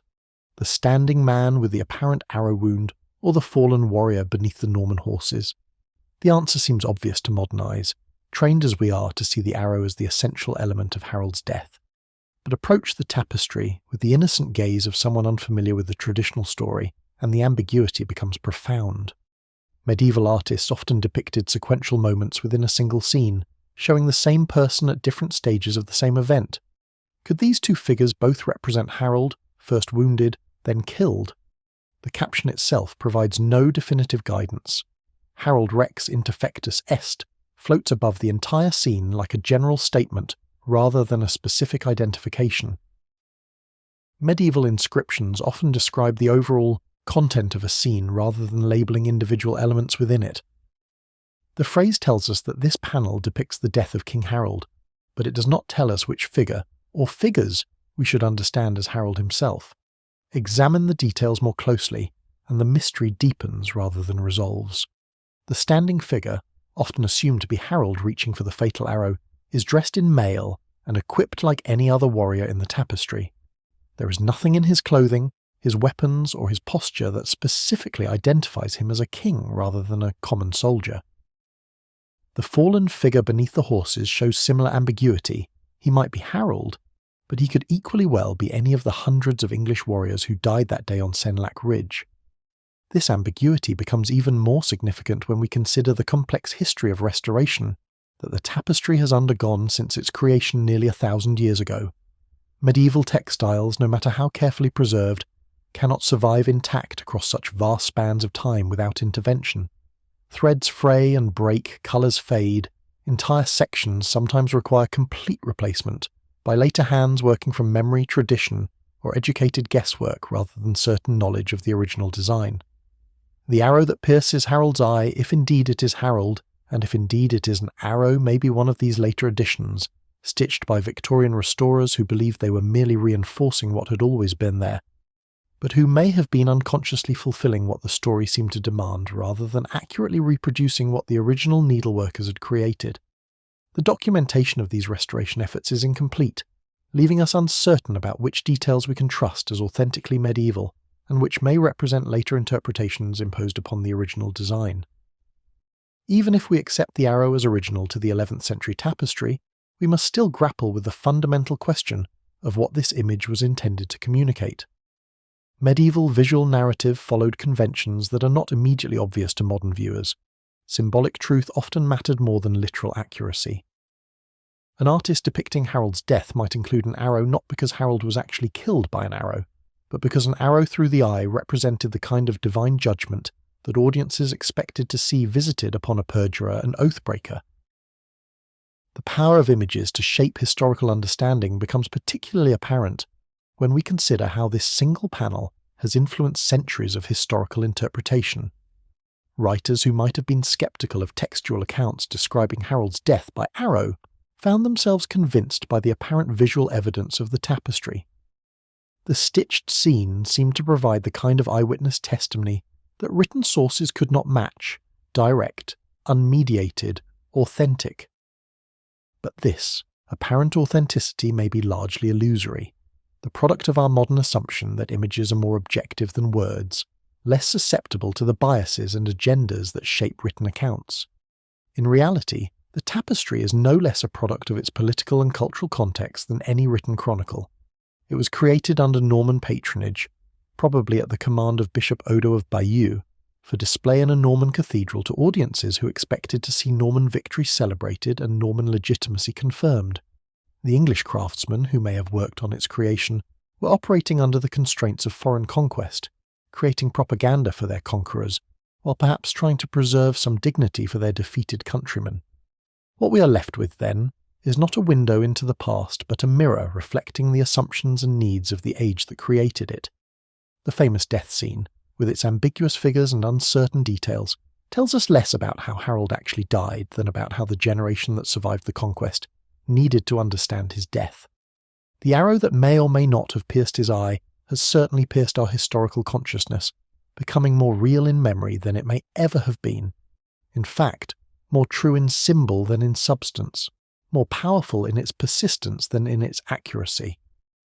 Victory, as the Norman army was learning in the gathering dusk of October 14th, is rarely the clean, decisive moment that poets and chroniclers prefer to celebrate. Even after Harold Godwinson lay dead among the fallen English nobles, and their dragon banner had been torn from its staff, even after the great shield wall had finally cracked and scattered like ice in a spring thaw, the killing continued with a persistence that had less to do with tactical necessity than with the simple momentum of violence unleashed. The battle was won, but the battlefield was not yet finished with those who had fought upon it. In the fading light of that October afternoon, as shadows lengthened across the Sussex countryside, and the first autumn stars began to appear in a sky still hazed with smoke from burning thatch, small groups of English survivors were making their way toward whatever refuge they could find in the dark folds of the surrounding forest. These were not cowards fleeing from honourable combat, but the remnants of an army that had fought with magnificent courage for more than 9 hours before finally succumbing to the accumulated weight of casualties, exhaustion, and the psychological shock of their king's death. They retreated as soldiers have always retreated when their cause is lost, some in small organised groups under surviving officers, others as individuals seeking nothing more than the chance to live through the night and perhaps find their way home to families who would be wondering if they would ever return. The Norman pursuit that followed was equally inevitable, driven by the practical understanding that a victory only half completed could easily transform itself into future danger. Medieval warfare operated according to brutal mathematics. Enemies who escape today might return tomorrow with reinforcements, with knowledge of Norman dispositions, with the kind of desperate courage that comes from having nothing left to lose. The survivors streaming away from Senlac Ridge represented not just defeated foes, but potential future threats, seeds of resistance that needed to be eliminated before they could take root in the broader English countryside. But pursuit in medieval warfare was always a perilous business, requiring commanders to balance the immediate advantages of completing their victory against the very real risks of allowing their own forces to become scattered and vulnerable in unfamiliar territory. The Normans who set off in chase of fleeing English groups were operating in darkness across terrain they did not know, following men who had grown up in these hills and forests, who knew every stream and hollow, every safe path and dangerous bog. The advantage of local knowledge, which had served Harold so poorly in the battle itself, now shifted to his retreating countrymen. Somewhere in the confusion of this pursuit, the exact location remains as mysterious as so many other details of that long day. A group of Norman pursuers encountered what the chronicles describe simply as a malfosse, a bad ditch or evil pit. The term itself suggests not a natural landscape feature, but something more deliberate, perhaps an old earthwork or abandoned fortification, the kind of obstacle that the wooded Sussex countryside contained in abundance, but which could be invisible to horsemen moving quickly through unfamiliar terrain in the failing light of an autumn evening. What happened at this malfosse remains frustratingly unclear from our sources, wrapped in the same ambiguity that shrouds so many aspects of the battle. Some accounts suggest that fleeing English forces made a desperate stand at the edge of some steep ground, turning at bay like hunted animals to strike one final blow at their pursuers. Others imply that Norman cavalry, riding hard in pursuit, simply rode into ground that could not support them, horses and men tumbling into ditches or down slopes that proved steeper and more treacherous than they appeared in the gathering darkness. The casualties that resulted from this episode, whatever its exact nature, were significant enough to be remembered by chroniclers writing decades later. Norman knights who had survived the long day of fighting on Senlac Ridge died in glorious deaths in unnamed ditches, their bodies lost in ground that meant nothing strategically, but which proved as lethal as any planned battlefield. The irony was bitter. Men who had travelled hundreds of miles to fight for the future of England found their own futures ending not in heroic combat, but in the kind of mundane accident that could claim the life of any traveller unlucky enough to mistake his path on a dark night. The Malfos represents something that military histories often prefer to omit: the way that medieval battles had long, dangerous tales that could stretch on for hours or even days after the main decision had been reached. Victory in the formal sense might be achieved in a single afternoon, but the actual business of securing that victory, eliminating remaining resistance, gathering prisoners, collecting booty, establishing control over the surrounding territory, was often more costly and more dangerous than the battle itself. Victorious armies were at their most vulnerable in the immediate aftermath of triumph, when discipline relaxed and men scattered to pursue their individual interests rather than maintaining the collective strength that had brought them success. The darkness that settled over the Sussex countryside on the night of October 14th contained within it all the ambiguities and dangers that would characterise Norman rule for generations to come. The great battle had been won, but England had not yet been conquered. Individual Englishmen had been defeated, but English resistance had not been eliminated. The arrow that may or may not have pierced Harold's eye had certainly pierced something deeper: the certainty that any victory, however complete it appeared, could guarantee the future that the victors imagined they had secured. In the woods and ravines around Hastings, in the darkness where Norman pursuit met English desperation, the true complexity of conquest was beginning to reveal itself. Victory belonged to William, but the land itself remained unconvinced, claiming lives from victor and vanquished alike with the impartial hunger that has always characterised warfare's bloody aftermath.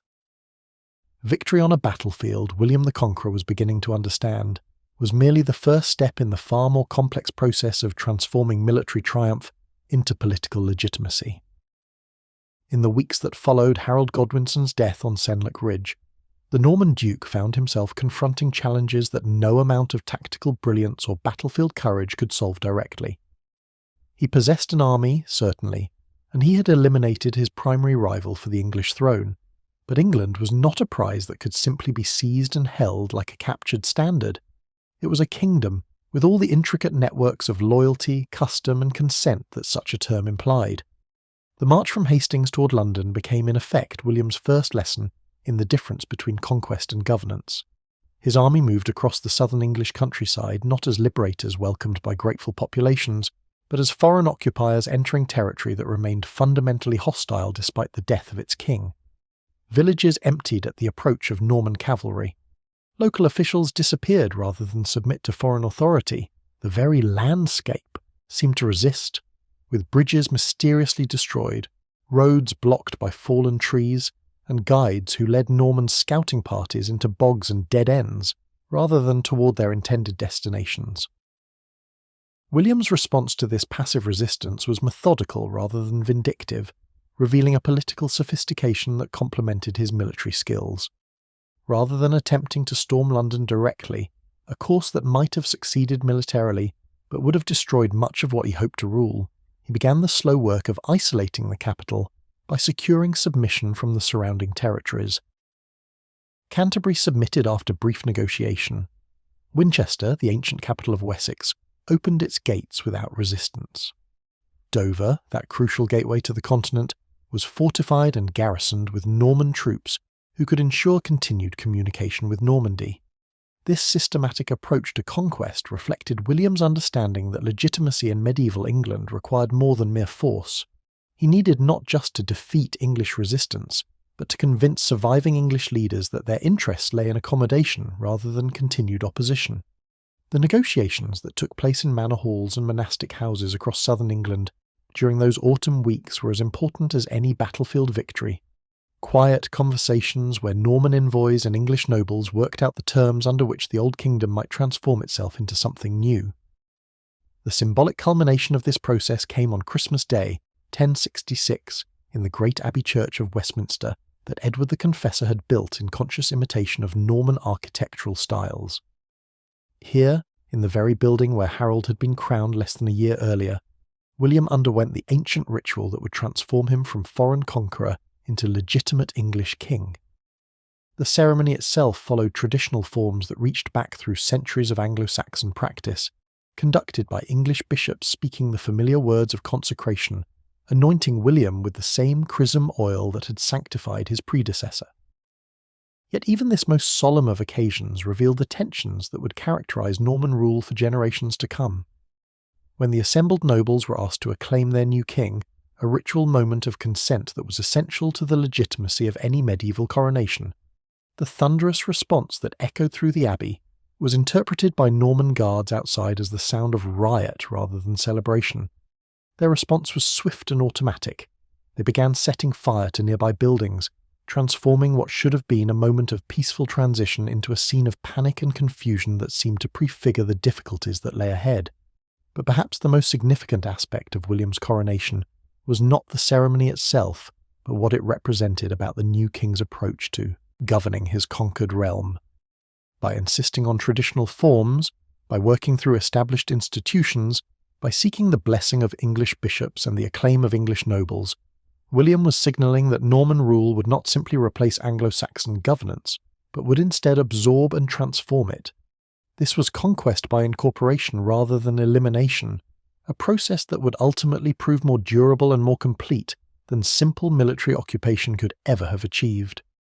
The visible symbol of this new approach began appearing across the English landscape even before William's coronation was complete. Norman castles, those distinctive earthwork fortifications topped with wooden towers and surrounded by deep ditches, started rising on strategic hills and river crossings throughout the conquered territory.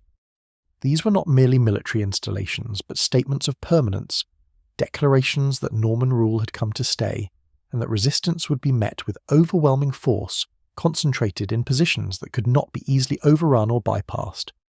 The speed with which these fortifications appeared revealed the systematic nature of Norman planning. This was not hasty improvisation, but the implementation of a strategy that had been worked out in advance, during those months of preparation in Normandy when William's advisors had studied the problem of holding England once it was won. Each castle represented not just local control, but a node in a network of mutual support that could coordinate resistance to rebellion while providing secure bases for further expansion of Norman authority. Yet perhaps the most profound transformation that began in these first weeks of Norman rule was almost invisible to contemporary observers: the systematic replacement of English leadership with Norman appointees. Earls who had fled rather than submit found their lands redistributed to Norman nobles. Bishops who showed insufficient enthusiasm for the new regime discovered that papal authority now favoured their Norman replacements. Even at the level of individual manors, English thanes found themselves displaced by foreign landlords who owed their positions entirely to royal favour, and who could therefore be trusted to remain loyal to the source of their advancement. This was revolution disguised as continuity, transformation masquerading as preservation. The forms remained familiar, but the substance had changed utterly. By Christmas night of 1066, England still looked like England, but it had become something fundamentally different, a Norman colony that would gradually remake itself into something unprecedented in medieval Europe. In the months and years that followed William's coronation, a transformation began to spread across the English countryside that was as quiet as it was profound, as systematic as it was irreversible. This was not the dramatic upheaval that chroniclers preferred to record. No great battles or heroic resistances marked its progress, but rather the patient work of administrative revolution disguised as administrative continuity. To the casual observer, England might still have appeared to be England, its villages and fields looking much as they always had, its people going about their familiar labours of ploughing and harvesting, crafting and trading. But beneath this surface continuity, the fundamental relationships that bound society together were being rewoven according to patterns that would have been alien to Harold Godwinson's subjects. The most visible sign of this transformation was architectural, written into the landscape itself in the form of castles, that began appearing with systematic regularity across the conquered kingdom. These were not the elaborate stone fortresses of later centuries, but simpler structures built according to a formula that could be replicated quickly and efficiently wherever Norman control needed to be established and maintained. A hill would be chosen or created if no suitable natural elevation existed, and crowned with a wooden tower surrounded by a protective palisade. Below this central strongpoint, a larger enclosure would be carved out of the earth, providing space for stables, workshops, and the various buildings needed to support a permanent garrison. The speed with which these fortifications appeared spoke to the methodical nature of Norman planning, but their psychological impact on the surrounding population was perhaps even more significant than their military function. For the English farmers and craftsmen who lived within sight of these new earthworks, the castles represented a constant reminder that the old certainties had been swept away. Where once a hilltop might have supported nothing more threatening than a shepherd's hut or a beacon fire, now stood a structure designed explicitly for the projection of foreign power, manned by soldiers who spoke a different language and answered to lords whose names carried no echo of local tradition. Yet the castles were merely the most obvious manifestation of changes that penetrated much deeper into the fabric of everyday life. In manor courts, where disputes had once been settled according to customs that reached back through generations of local precedent, Norman legal procedures began to assert themselves with the quiet insistence of administrative efficiency. The language of authority shifted, not all at once but gradually, as Norman French terms crept into the vocabulary of governance, and Latin began to dominate the written record that increasingly shaped how decisions were made and remembered. Consider the experience of an English peasant summoned to answer for some minor transgression, perhaps allowing his pigs to stray into his neighbour's grain, or failing to maintain his portion of a common fence. Under the old system, he would have appeared before men he had known since childhood, speaking a language that carried the comfortable weight of shared experience and mutual understanding. The reeve who judged his case would have been chosen from among his own community, a man whose authority derived from local consent rather than foreign appointment. The customs applied to his situation would have evolved through generations of similar cases, shaped by the practical wisdom of people who understood the particular challenges of local conditions. Under Norman administration, this same peasant might find himself facing officials whose names he struggled to pronounce, men whose authority derived not from community acceptance, but from royal appointment, who applied legal principles developed in continental contexts that bore little relation to English conditions. The very categories of his case might be unfamiliar, translated into Norman French concepts that captured some aspects of traditional English custom while losing others entirely. He was still being judged, but according to standards that felt as foreign as they were legally binding. The transformation was equally dramatic at higher levels of society, where the English nobility found themselves navigating a new world of loyalties and obligations that bore only superficial resemblance to the feudal relationships they had known. Where Anglo-Saxon lordship had been based on personal bonds reinforced by gift-giving and mutual obligation, Norman feudalism operated according to more rigid principles of land tenure and military service. English earls who had once governed their territories as representatives of the king, while maintaining substantial independence, now found themselves reconstituted as Norman barons, whose every privilege was explicitly granted by royal charter, and could be revoked with equal ease. The Church, that institution which had provided continuity through previous conquests and political upheavals, found itself equally subject to systematic reorganisation. English bishops and abbots, men who had risen through ecclesiastical hierarchies that valued learning and piety above continental connections, discovered that their positions were increasingly dependent on papal approval, mediated through Norman channels. Cathedral chapters that had once chosen their own leaders, according to ancient custom, now found those choices subject to royal confirmation or outright royal appointment. Perhaps most poignantly, the transformation extended even into the intimate realm of language itself, as Norman French began to establish itself as the tongue of authority, sophistication, and advancement.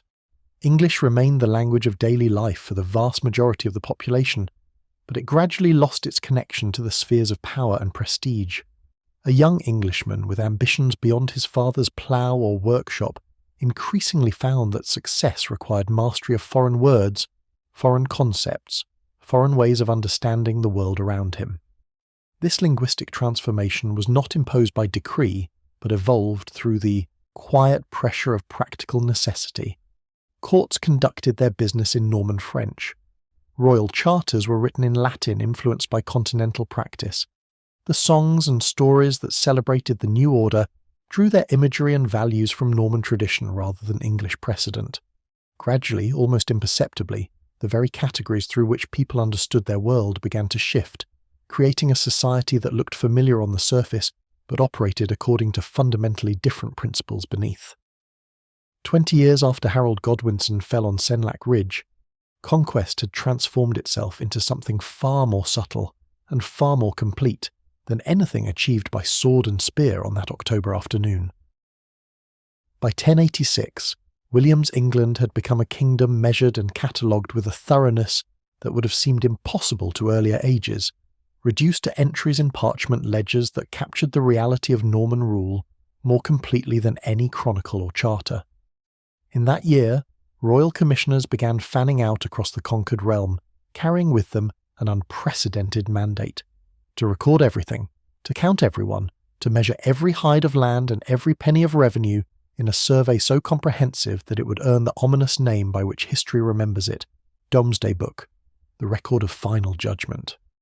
The survey that these commissioners undertook represented a revolution in the very concept of royal authority, transforming governance from a personal relationship between king and subjects into an exercise in systematic data collection and analysis. Where previous English kings had ruled through networks of loyalty and custom that existed primarily in human memory and oral tradition, William now commanded a kingdom that could be understood through written records, controlled through documented obligations, and exploited through precise calculations of its productive capacity. This was power made bureaucratic, authority rendered into text, conquest completed not through continued military action, but through the patient accumulation of information. Imagine yourself present at one of these Domesday inquiries, perhaps in some market town where the royal commissioners have set up their temporary court in the largest available building, a monastery guest hall, a prosperous merchant's house, or simply a barn cleared of grain and furnished with trestle tables and writing materials. The scene would have possessed an otherworldly quality, as teams of Norman clerks with their quills and inkhorns worked to transform the lived reality of English communities into the abstract categories of bureaucratic record-keeping. Here, the messy complexity of rural life, with its seasonal variations, its personal relationships, its unwritten agreements and inherited obligations, was being pressed into the rigid framework of royal administration. The questions that the commissioners asked revealed the scope of their mandate with relentless precision. How much land did each manor contain, measured not in the vague terms that local custom might use, but in the precise units that royal taxation required? How many ploughs worked that land, and how many more could be supported if cultivation were intensified? What was the annual value of the manor's production, calculated not according to local estimates, but according to standardized assessments that could be compared across the entire kingdom? Who held the land now, and who had held it in the time of King Edward, and by what right did the current holders claim their possession?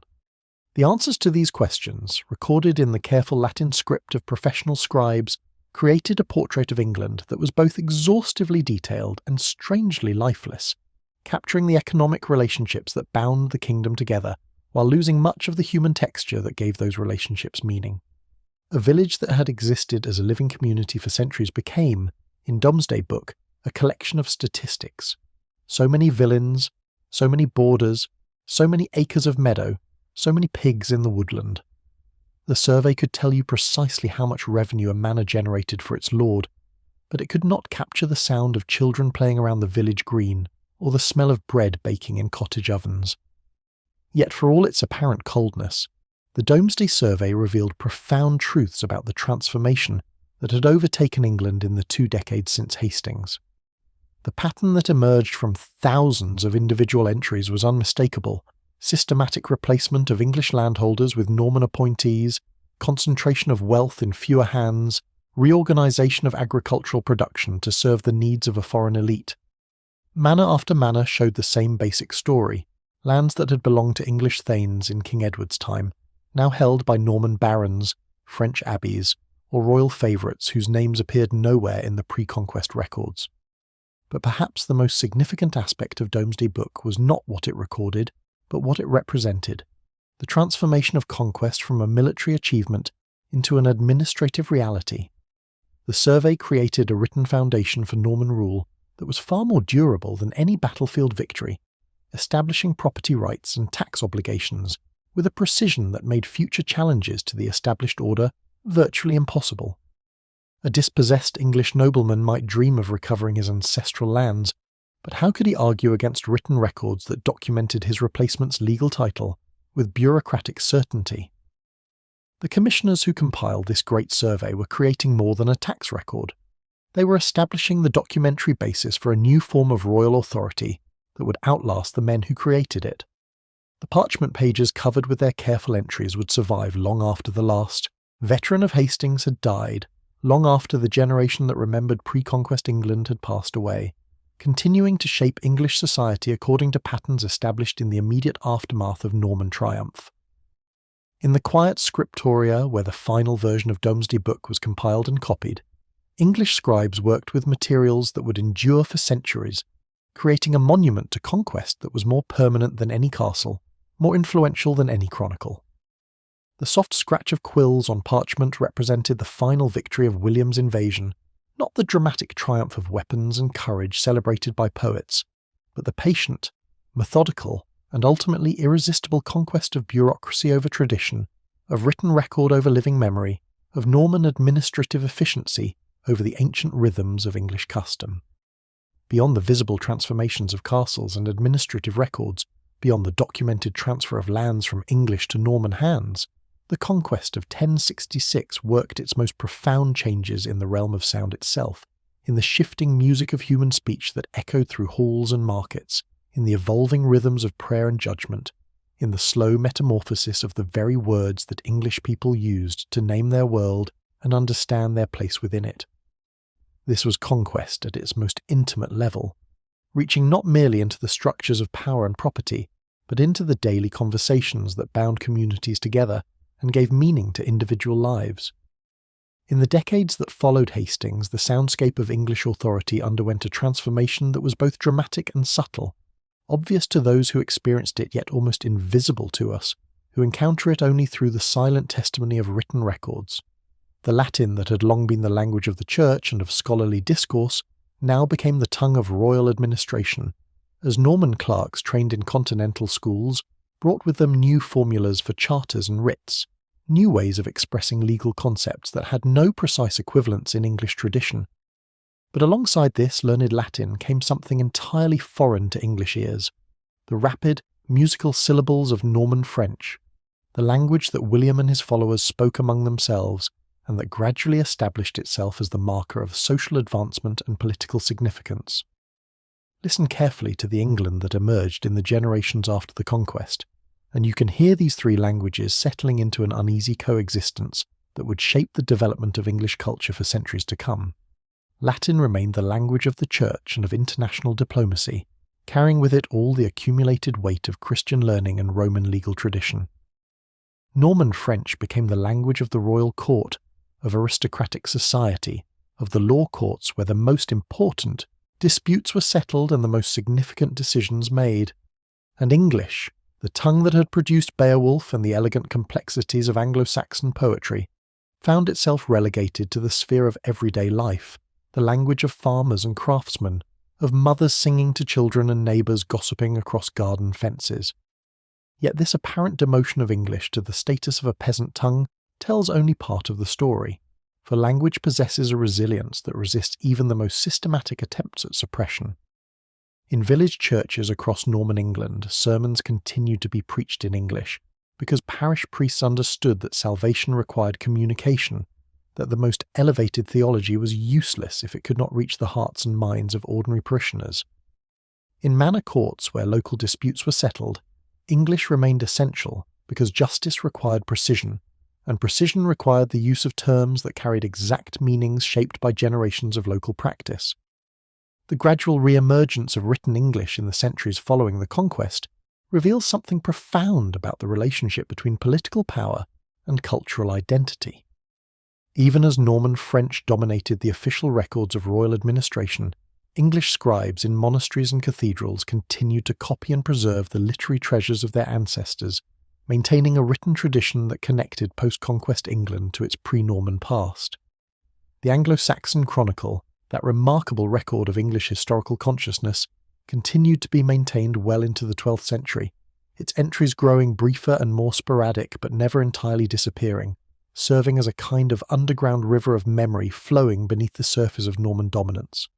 Perhaps most remarkably, the English that eventually resurged as a language of literature and administration was not simply the old Anglo-Saxon tongue preserved unchanged, but something new, a hybrid creation that bore the marks of its encounter with Norman French and Latin.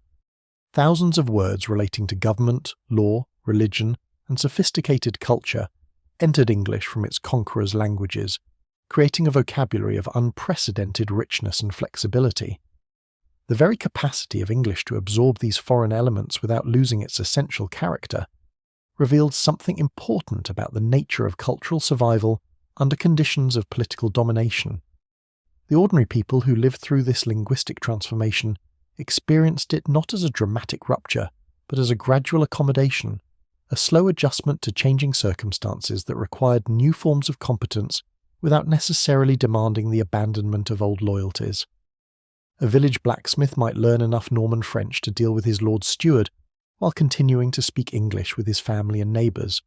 A merchant's son might acquire Latin literacy to expand his business opportunities while preserving the English songs and stories that connected him to his ancestral community.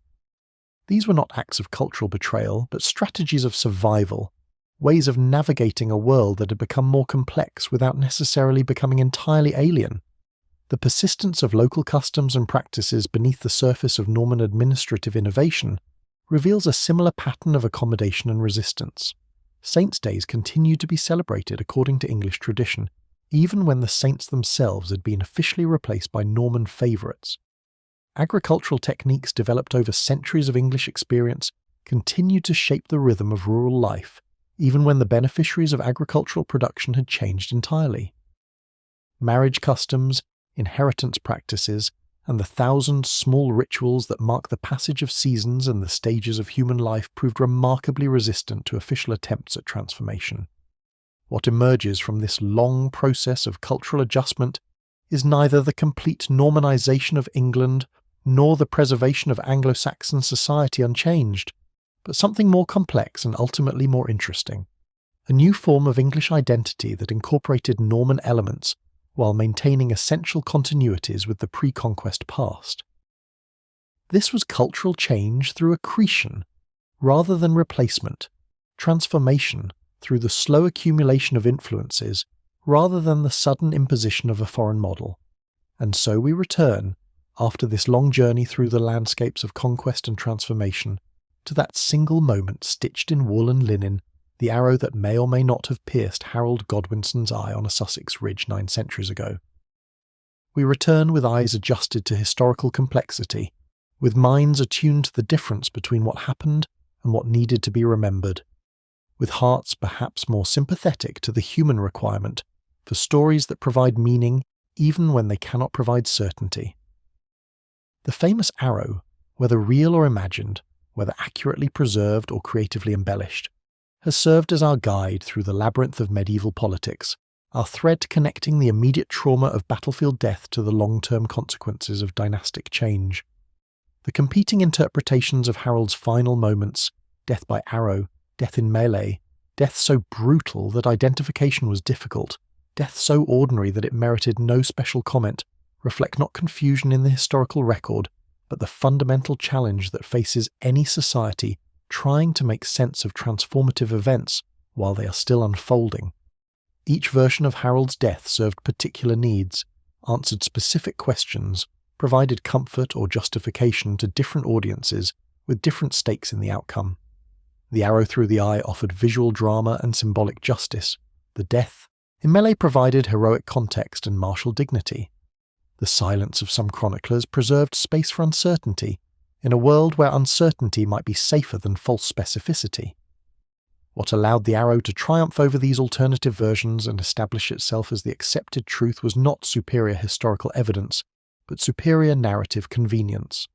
Medieval audiences, like modern ones, craved stories that provided clear cause and effect, visible justice, dramatic closure. An arrow through the eye delivered all of these satisfactions in a single vivid image, transforming the messy realities of 11th century politics into the clean certainties of moral theatre.